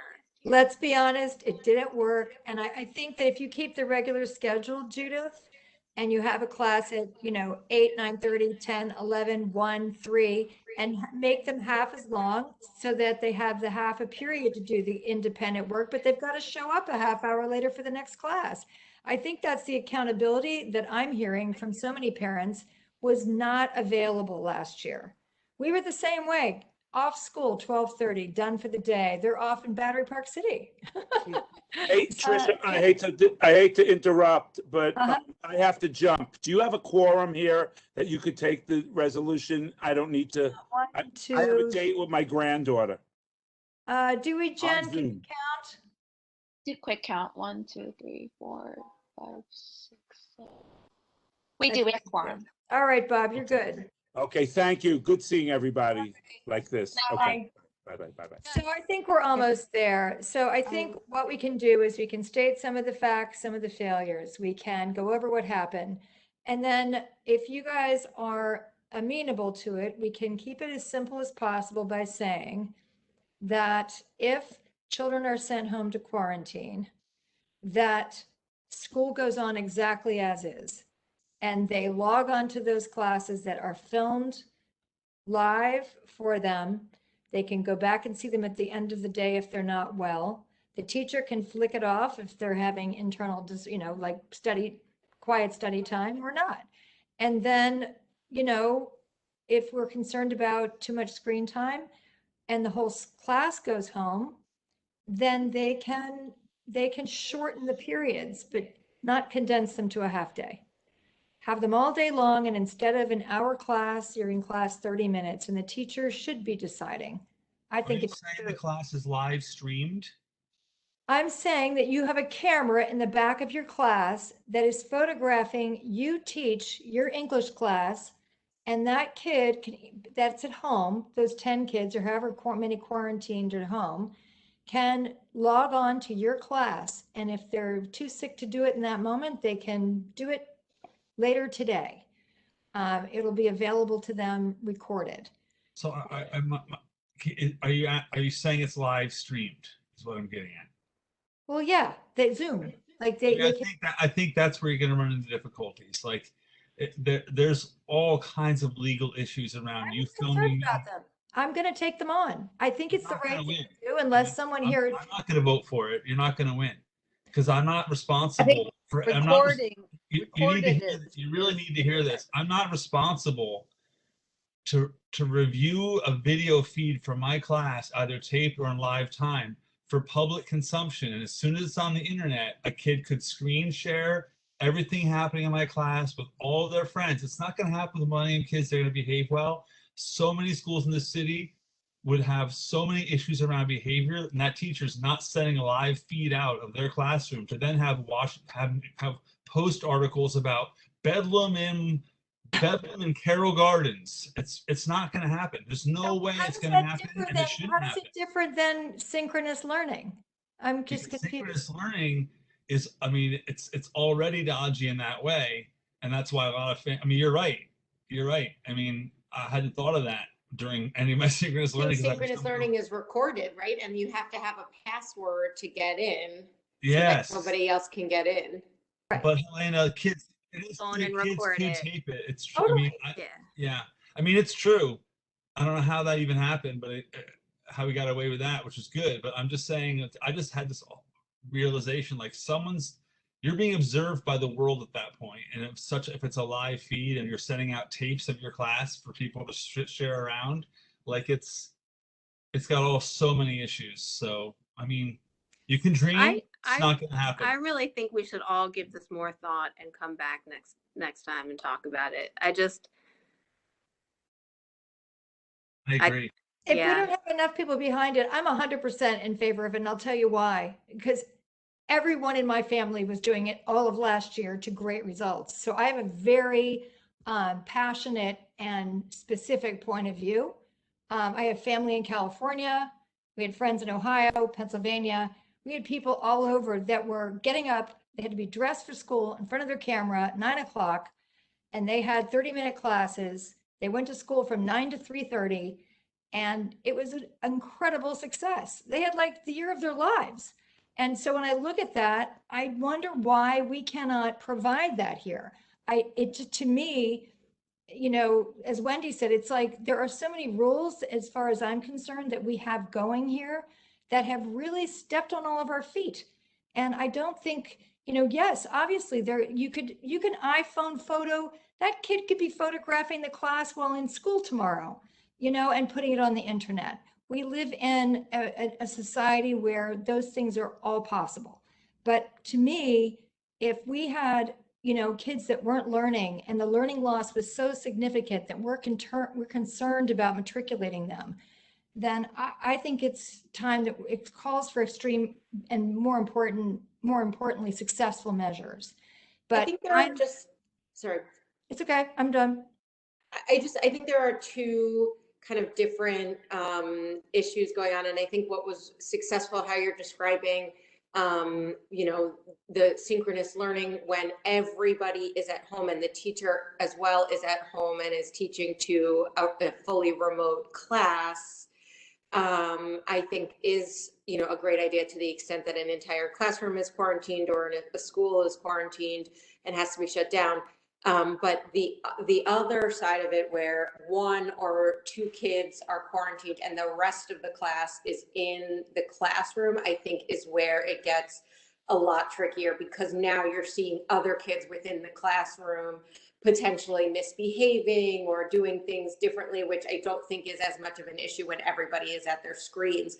So I think I am, you know, ready today to say, I think if an entire classroom or an entire school needs to close down, then there should be synchronous learning. That mimics the regular school day. But to the extent it's just one or two kids that have to stay home, I think there needs to be some more thinking about how those kids could get the most out of it. I don't know if there was ever a system in the past before the pandemic where if somebody was, you know, out with the flu for multiple days at a time, was there anything that was offered to them that was more successful than what you know is happening now, or what that might be. But yeah, I don't know exactly how to. Period of time when a kid is sick. That's the big, huge fat difference. They're out for 3 or 4 days, 5 max, but you're out 14 days with this virus. And that is where learning loss happens.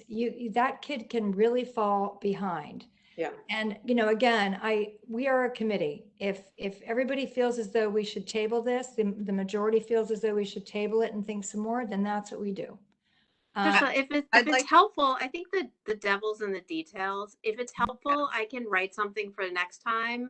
It'll give us a little more time. If people want to email me with thoughts, I can try to put them together. But I think it's hard to debate this without having something to look at.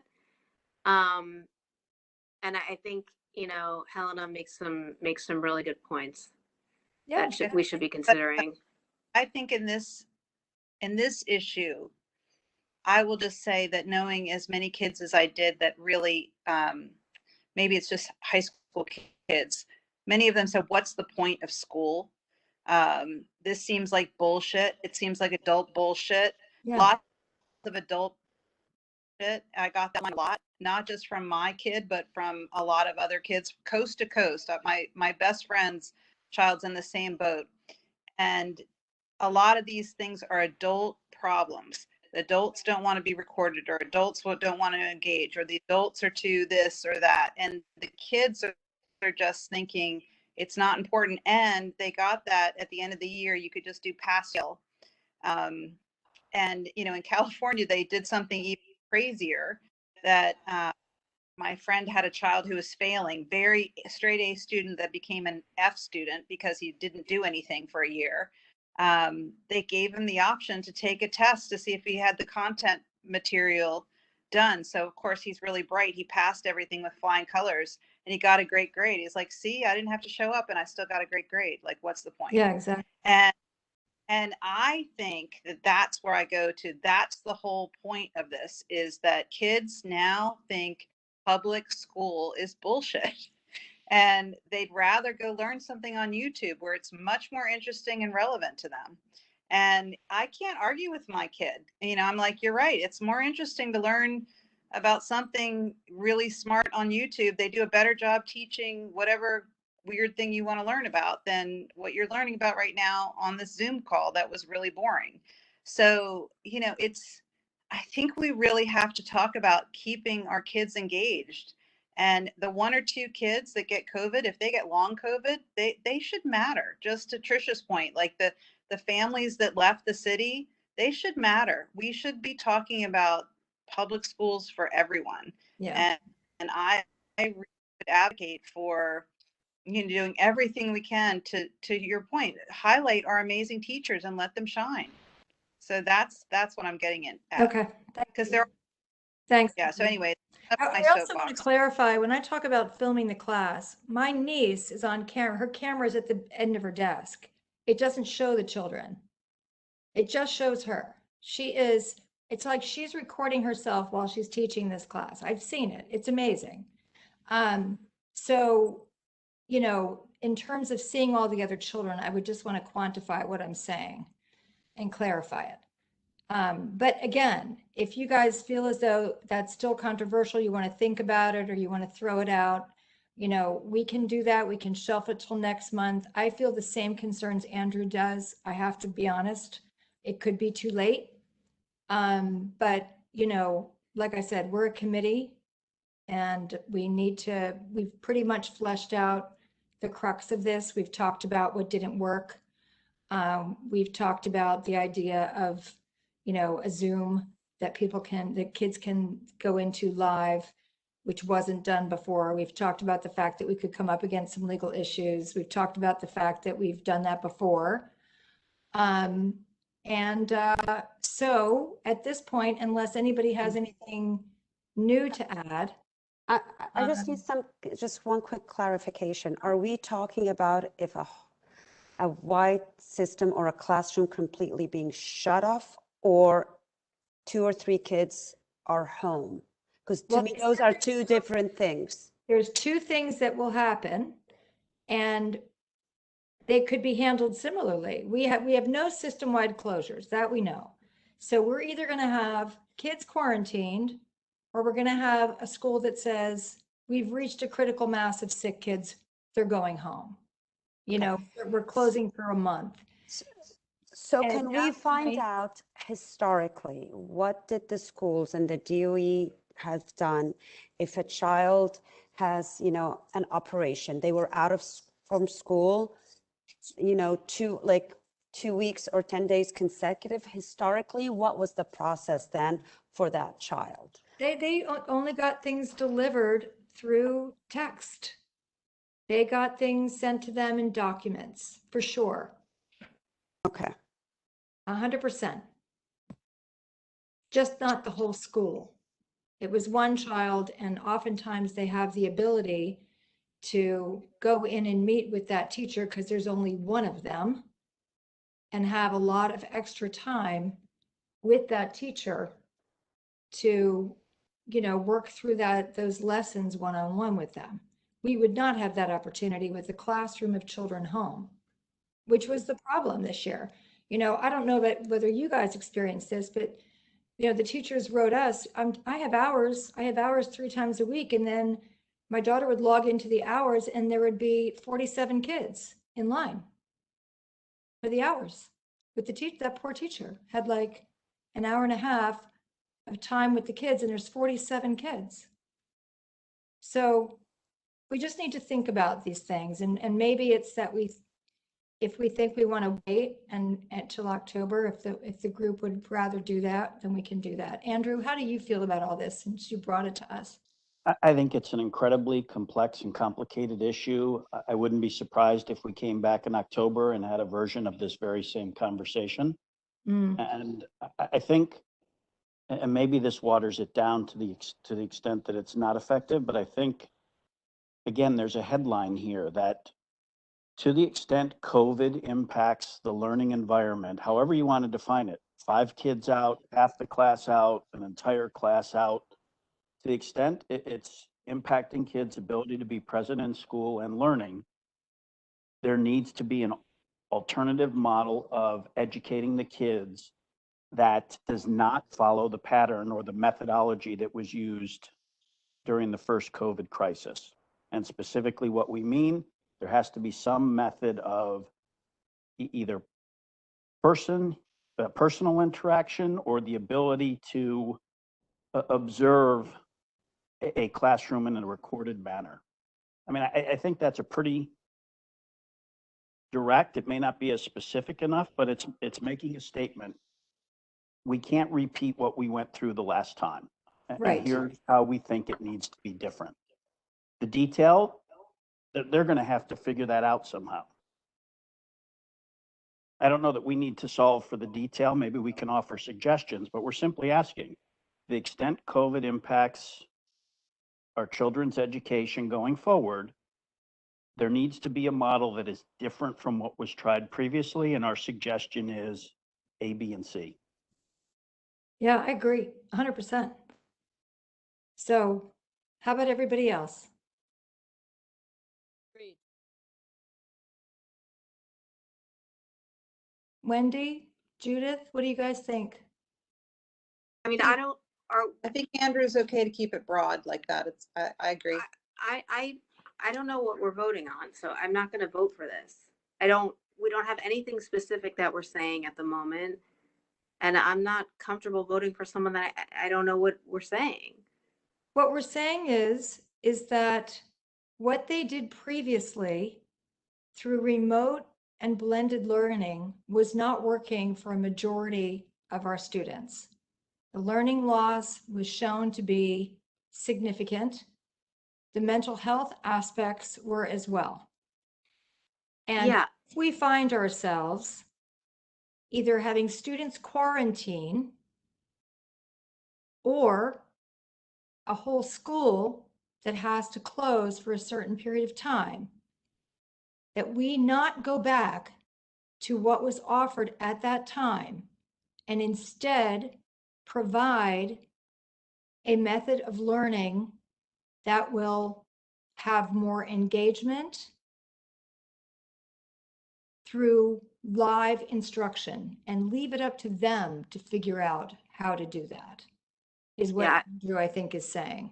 Yeah, I'm not voting for that because I have specific ideas as to what I think should happen. And if we're not going to be very specific about it, and I think we need a little more time, I'm not going to vote for it. It's not that I think it worked last year. I don't think it worked, but I don't think like a Well, resolution. I'm not against putting specific things forward. If you want to, put them forward. I mean, I think if you have ideas, we could hear from them, hear from you and put them in and see if everybody wants to vote on it. I just feel I thought we're moving this till next month. I thought we'd already kind of determined we're going to wait till next month on this. That's what I think we should I do. mean, I can't vote for something that's just a vague amorphous idea myself. Agree. What do you think we're going to learn more from this by next month, do you think? We can all think about it some more. Yeah. Judith volunteered to write up some general points and share it, and if people can add on to that, we can do that offline. And in 3 weeks when we meet again, we can look at it.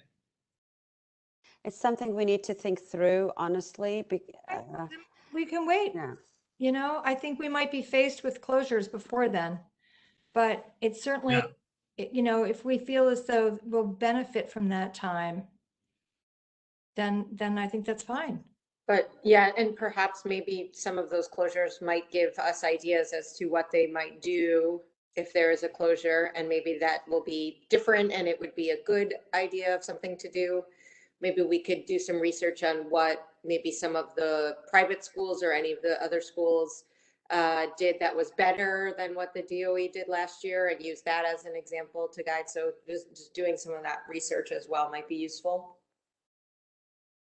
Okay. Can I also add that I think what is also urgent, and not, this is an and, not an either or, is addressing what we started the meeting with, which is how are we going to intake students for next year? Families are going to begin thinking about what to do for next year, and it's going to be December before we know it, right? And it's going to be, people are trying to do virtual or real tours that are being offered to figure out where they want to send their kid to high school. I think it's urgent that we address, we can couple it with how epically the DOE failed, as you were pointing out so well, Tricia, and combine that with what's the plan for this coming year, because that's equally urgent to me, is how is your incoming class going to come? So you're talking about asking them the question? I'm talking about writing a resolution saying, we are saying it failed last year. What's the plan for this year? We need transparency for families to know by X date, what's going to happen for the intake process for the incoming class for next year. Because that's a 4-year experience, not a 1 year, hopefully one more year of COVID. What we had talked about was reaching out to the high schools for data. Yeah. So that we could write a resolution in October on that. So, that's the plan on the high school admissions resolution, that it could be useful to have that data, which I can get. We just don't have it yet. We just we have the results of what happened to the kids that were on the lists. So these are both planned then for October. And, Judith, if you want to work up some things, if you had ideas for what you think, I mean, my vote would be is camera, live teaching. I feel comfortable making a specific suggestion to the DOE because they don't do well with questions. We have been here so many times and we've been really successful, even when we've broken rules. We've gotten things, not one of our 5 schools was in the capital budget, not one of them that we got approved. And everybody told us it would never happen. So I feel confident that, especially based on the fact that what they did do failed, that we're in a good position to ask for something different, but maybe everybody just thinks about it and we bring it back for discussion, and it would be great if people have specific ideas, if they want to write them down and bring them to that meeting. And then I'll get the data for the high schools and we could do both resolutions next month. Yeah, I'll write it and then just email me if anything, you have anything particular you want to include. And then I think it'll be a little easier because we can argue about specific whereas is and see if we have a consensus. Yeah, no, I think that, we both, I think the specifics we could debate, but I think we all agreed that what we just came from didn't work. Right. And, that somehow more synchronous learning experiences and, seeing our teachers teach is something that wasn't tried, that was successful in other places. Yeah, and just let me know because, I obviously know about the 3 schools that my kids were at but if you could let me know what your experiences were, either your friends or, your kids. And because, one thing that also I don't think was very clear and the DOE wasn't very transparent about is like, what rules did the DOE have in place? That was very unclear to me. Is were the schools just kind of making their own decisions? I think there has to be uniformity and standards. So, I don't know, like I said, I just don't know what each of the schools were doing. So as much information as you can give me in terms of what individual schools were doing.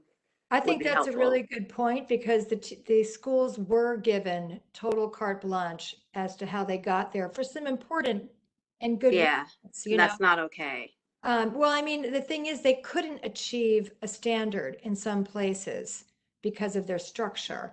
Like some schools have more teachers because they have more money and they can put more money on non-teaching staff and then load up their teaching staff. And so there are some schools that couldn't do things the same way Millennium did, just physically couldn't make it.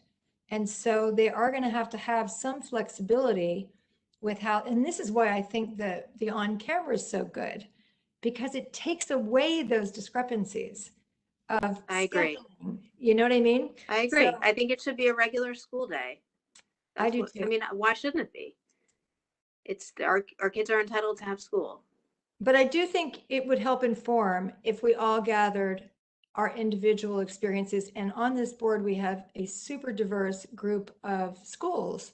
So if everybody could take a few minutes and, write Judith and I what your experience was in terms of the structure, your opinions about it, what worked, what failed, the impact it had on you all. I think that could be really useful. And can we add that in most, actually, if not all, developing countries, they've shut everything down except schools. Right. So in Europe, everything was shut down, the restaurant, but the schools were always open. And we just always done it the other way around, which is just, until now, I can't wrap my head around. No, I know bars were open and schools were closed. Exactly. Yeah. I'm with you on it. And I think, it is kind of, it's urgent that we get this done. We are only 3 weeks out of our next meeting. So, let's get it done and,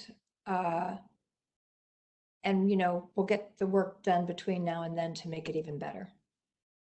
Can I actually just share one charming thing that happened at Columbia Secondary for their gym teacher?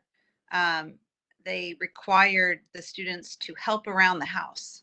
So they had to take pictures of themselves vacuuming or emptying the dishwasher or, doing some chore and interviewing a parent or a caregiver as to how it's done. And it was hysterical.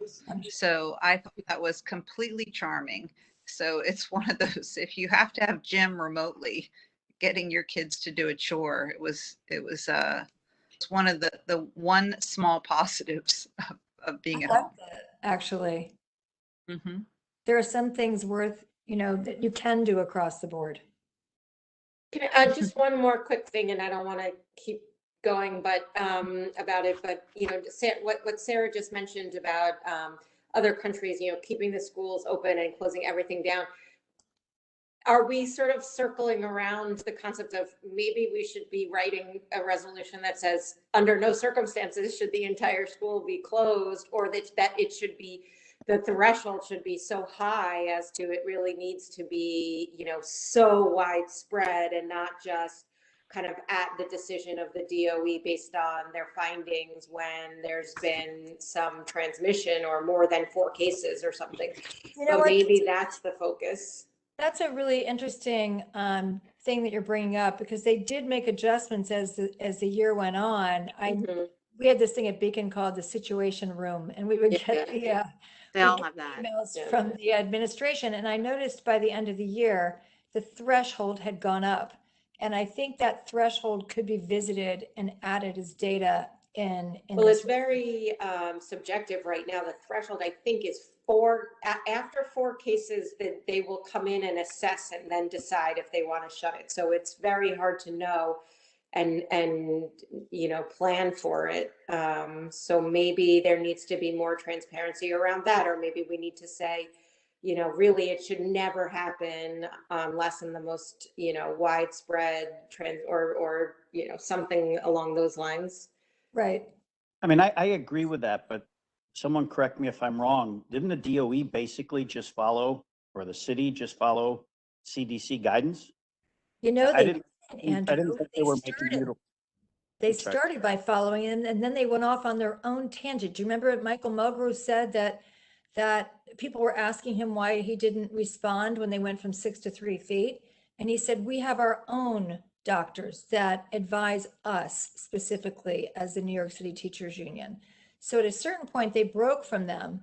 And not that, we know all the specifics, but it certainly would be good to maybe address it in the ways that we can. Right. Um, Yeah. And, Yep, that makes sense. anyone else? All right, so we'll wait to hear everybody's reports by email if you have them, and then we'll bring that back to our meeting next month. The only other thing, the capital expense budget, the office didn't prep me for it, so I'm also going to shelf that because we have until December. So we'll put that on October as well. I do want to give you a quick update on the gymatorium. So it was a very difficult meeting that I had with the SCA. Tammy was on it, and Michael Mirasola, for those of you who don't know, right when this came up, because he was the one who told us at that September 2016 overcrowding task force meeting that they were abandoning the gymatorium at that location and that we would have a full-sized freestanding gym, if you recall. And then the pre-K space on the ground floor would be converted into a de facto auditorium. It had 140 seats and a backstage. We got the heads up, as you guys know, from a PTA meeting that PS 150 had discussing their transition into this school when they saw the presentation of the space, and Michael called it a gymatorium at that meeting. So they alerted me. I set up a meeting with the SCA. We get on the line. Michael, we emailed back and forth. I said, Michael, we definitely understood that there would not be a gymatorium. It was covered in 3 papers. Here is an email from Carmen Farinha saying that they were abandoning it and that they were actually not doing them anymore. They were abandoning the model altogether based on the research that we did about the fact that it would kill programming. And we also had the history of what went wrong at Peck Slip. So it was really a slam dunk back then, and we won that one. So flash forward, he's now calling it a gymatorium. We wrote him, we presented him with the history, and then between that and the next meeting we scheduled, he retired. So at the following meeting was Andrea Bender, who's now the point person who was not there back then. So at this point, they have acknowledged that that is what they said then, not in so many words, but they have said it is what it is. We have maximized the footplate of that gym. It is not a full-size gym. If you look at the floor plate of that floor, we cannot make the gym any bigger. They could make it longer, but the equipment that they put in for accessibility is now in the way and it cannot be removed. And it could be worth fighting for, but it will then provide for a long skinny gym, which really is kind of capricious and beside the point. The fact is that the building never had the footplate for a full-size gym, even though they told us it did. And we did ask for that blueprint many times, and they did not provide it, which is something going forward that we're now going to purge. But it is what it is. The school is being built there. It can't be built any wider. It is not regulation. It is a elementary size gym. And what that means is they can really just build it any size they want if you're K to 5. It doesn't have to be competitive. And this came as a huge disappointment, obviously, for everyone, but especially for PS 150, who was advocating that that school be a K to 8. School pretty much can't be a K to 8 unless they want to abandon their gym for any sort of sports use. So this was obviously devastating. It was devastating really because they lied about it. And we are having continued meetings with them because what I'm trying to get them to do is build another gym downtown near this school, because we have 3 full-size gyms in what will now be 10 schools. And what really concerned me that I wanted to pass along to you is that they made it sound as though it should be perfectly acceptable to build alternative spaces like dance studios and open space for flexible physical education purposes. They talked about that as what they're going to be doing going forward, because they are going to be building schools in odd spaces that are not going to be able to support full-size gyms anymore. I see this as a crisis point in education in New York City. The second the School Construction Authority thinks it's okay to swap open space in a hallway, a little dance space here, a little runaround space over there for a gymnasium. It will very much affect sports in New York City if this is allowed to proliferate. And while we do have the reality that we're building schools and office spaces, in my opinion, we should also be thinking about building freestanding gyms then. And we are at a dearth of outdoor space already, and we really need our gyms, in my opinion. So we are advocating for that in downtown. We do have Trinity that's opening, and they've been very generous with giving us access to their full-size gym. And that will be opening next year, probably in the spring, actually. So we will have an additional full-size gym that they're going to be provide for the community as much as they can. But we are still pushing to build that gym because we have so many schools down here that don't have a full-size competitive gym. So that's the whole story on that. Obviously very disappointing.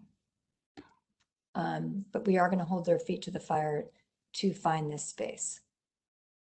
And we might have the same issue over at the Harbor School, because we won that battle, but it turns out the space they're looking at for that gym also would not provide for a full-size competitive gym at the high school level. So we have 2 big challenges on the gym front right now. Any questions?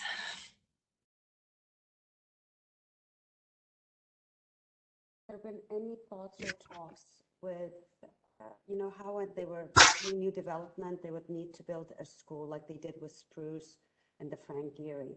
Is that the same approach that we just start demanding gyms instead of like a school in these with the new developers? Well, I do think that it's probably the reality is that some of these buildings that are going to be good for schools might not be good for gyms. Gyms are wide. I will say they're 50 feet, and then that doesn't include the bleacher space. They are a pretty square footprint. I didn't realize it. And that's what I said to Andrea. I'm like, listen, I get your conundrum, but you have to be transparent. And you have to tell people this is what's happening. You have to find a solution. And I think I told her the thing that concerned me the most about what she was saying is if it sounded like she had accepted the fact that we wouldn't be able to build gyms anymore. Well, how about that new the World Trade Center site that they just announced? I mean, this is how we should be thinking. Yeah, I mean, you know, and I have to say that I mean, Trisha, you and I went to all those meetings, and They went on forever, and that was such a big concession. And my feeling is that, you know, we have to always have it in our mind that they're going to lie to us, and that they'll promise we'll print it in the paper, we'll announce it, we'll stand shoulder to shoulder with the chancellor, and we know it's a lie. And that's the hard part right now, that the New York City public schools are, I mean, people are going to vote with their feet. When this story gets out, it's just another example of like the schools are going downhill. They don't care about kids. They don't care about families. Yeah, no, it's awful. It was shocking what she said, that she was defending it. I couldn't believe it. Well, and that sim space, as we know, is a traffic nightmare. There are parents that are really worried about their little ones going. I mean, that's a big difference between PS 150 on Greenwich Street and where they're going. That's Right. a very big difference traffic wise. Well, we're And trying to get that bus stop to be on Greenwich. I mean, that's the next challenge, is the DOT on that school. So they wanted it to be on Trinity Place, and we're trying to get it to be moved over to Greenwich Street for that very reason. But we have a long way to go with that school, but it really is a disappointment, this gym. thank you for the update, and I'm so grateful that you've been there from the very beginning, so you know all the subtleties when you're explaining to them why it's so painful to the community. Yeah, I mean, I'm pulling Bob in and some of the sports people for the next, and it might be a resolution too next month. I might come back with a resolution on this if I feel like we're not getting anywhere. But we have to get some consultants in and really talk about what that's going to mean if we're not providing competitive, especially in a city like New York. We need the indoor sport support, you know, because we use our gyms for things that other schools use for outside sports. And we really rely on them quite heavily. And to the point where they're all in use 24/7, 12 hours a day, as you know. Right. Thank you for staying on that. Yeah, That's going to be fighting for. Say that again? It's profoundly disappointing. And I think the idea of having those extra spaces, well, the schools need those extra spaces too. You need everything. Because the other thing is, even if you have a gym, it's not enough. No. I mean, we've seen this at Peck Slip. I mean, look at that. We have a living example right in front of us. And now they're in trouble because their play space is outside and they're going to construction across the street. You know, we have to think down the road with these things. And that isn't their skill set for some reason.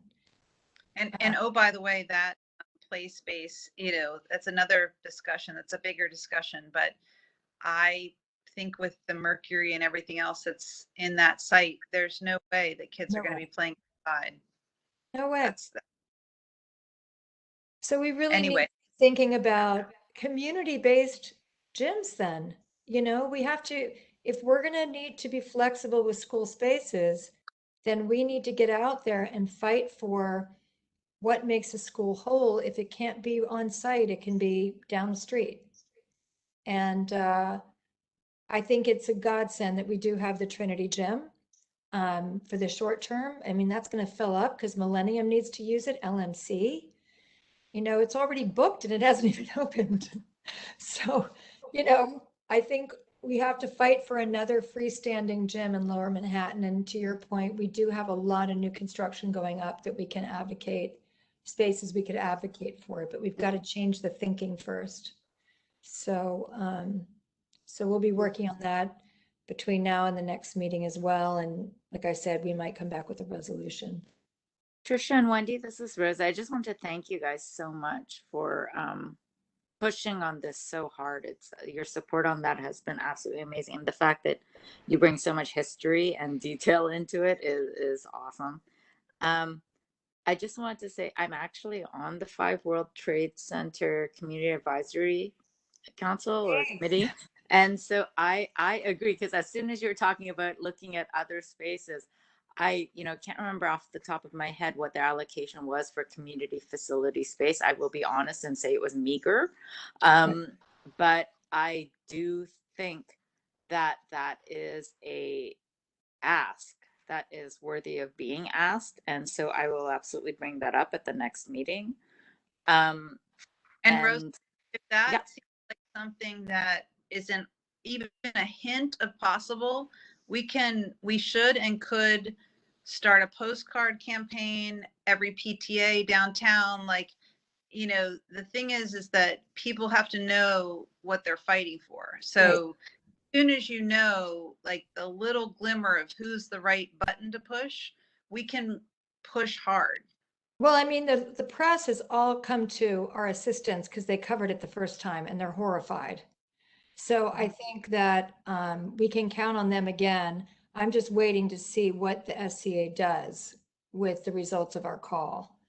Sorry to interrupt. I have to just go give a final tuck into my kids or else they won't go to sleep. So I'm gonna jump off. Just But about done, everybody. Thank So you. we can go ahead and close. Thanks, everybody. And Judith, I want to thank you for the resolution and thanks for your offer to work on the next one as well. It helps a lot. Bye, everybody. Hey, Trisha, this is Yeah. Rosa. Can I just talk to you Everyone. about something? Good night, everybody. Good night. All good night. So I'm working on Rosa, a project. do you want anybody else to hear it or do you want to just, Actually, I don't care really if anybody else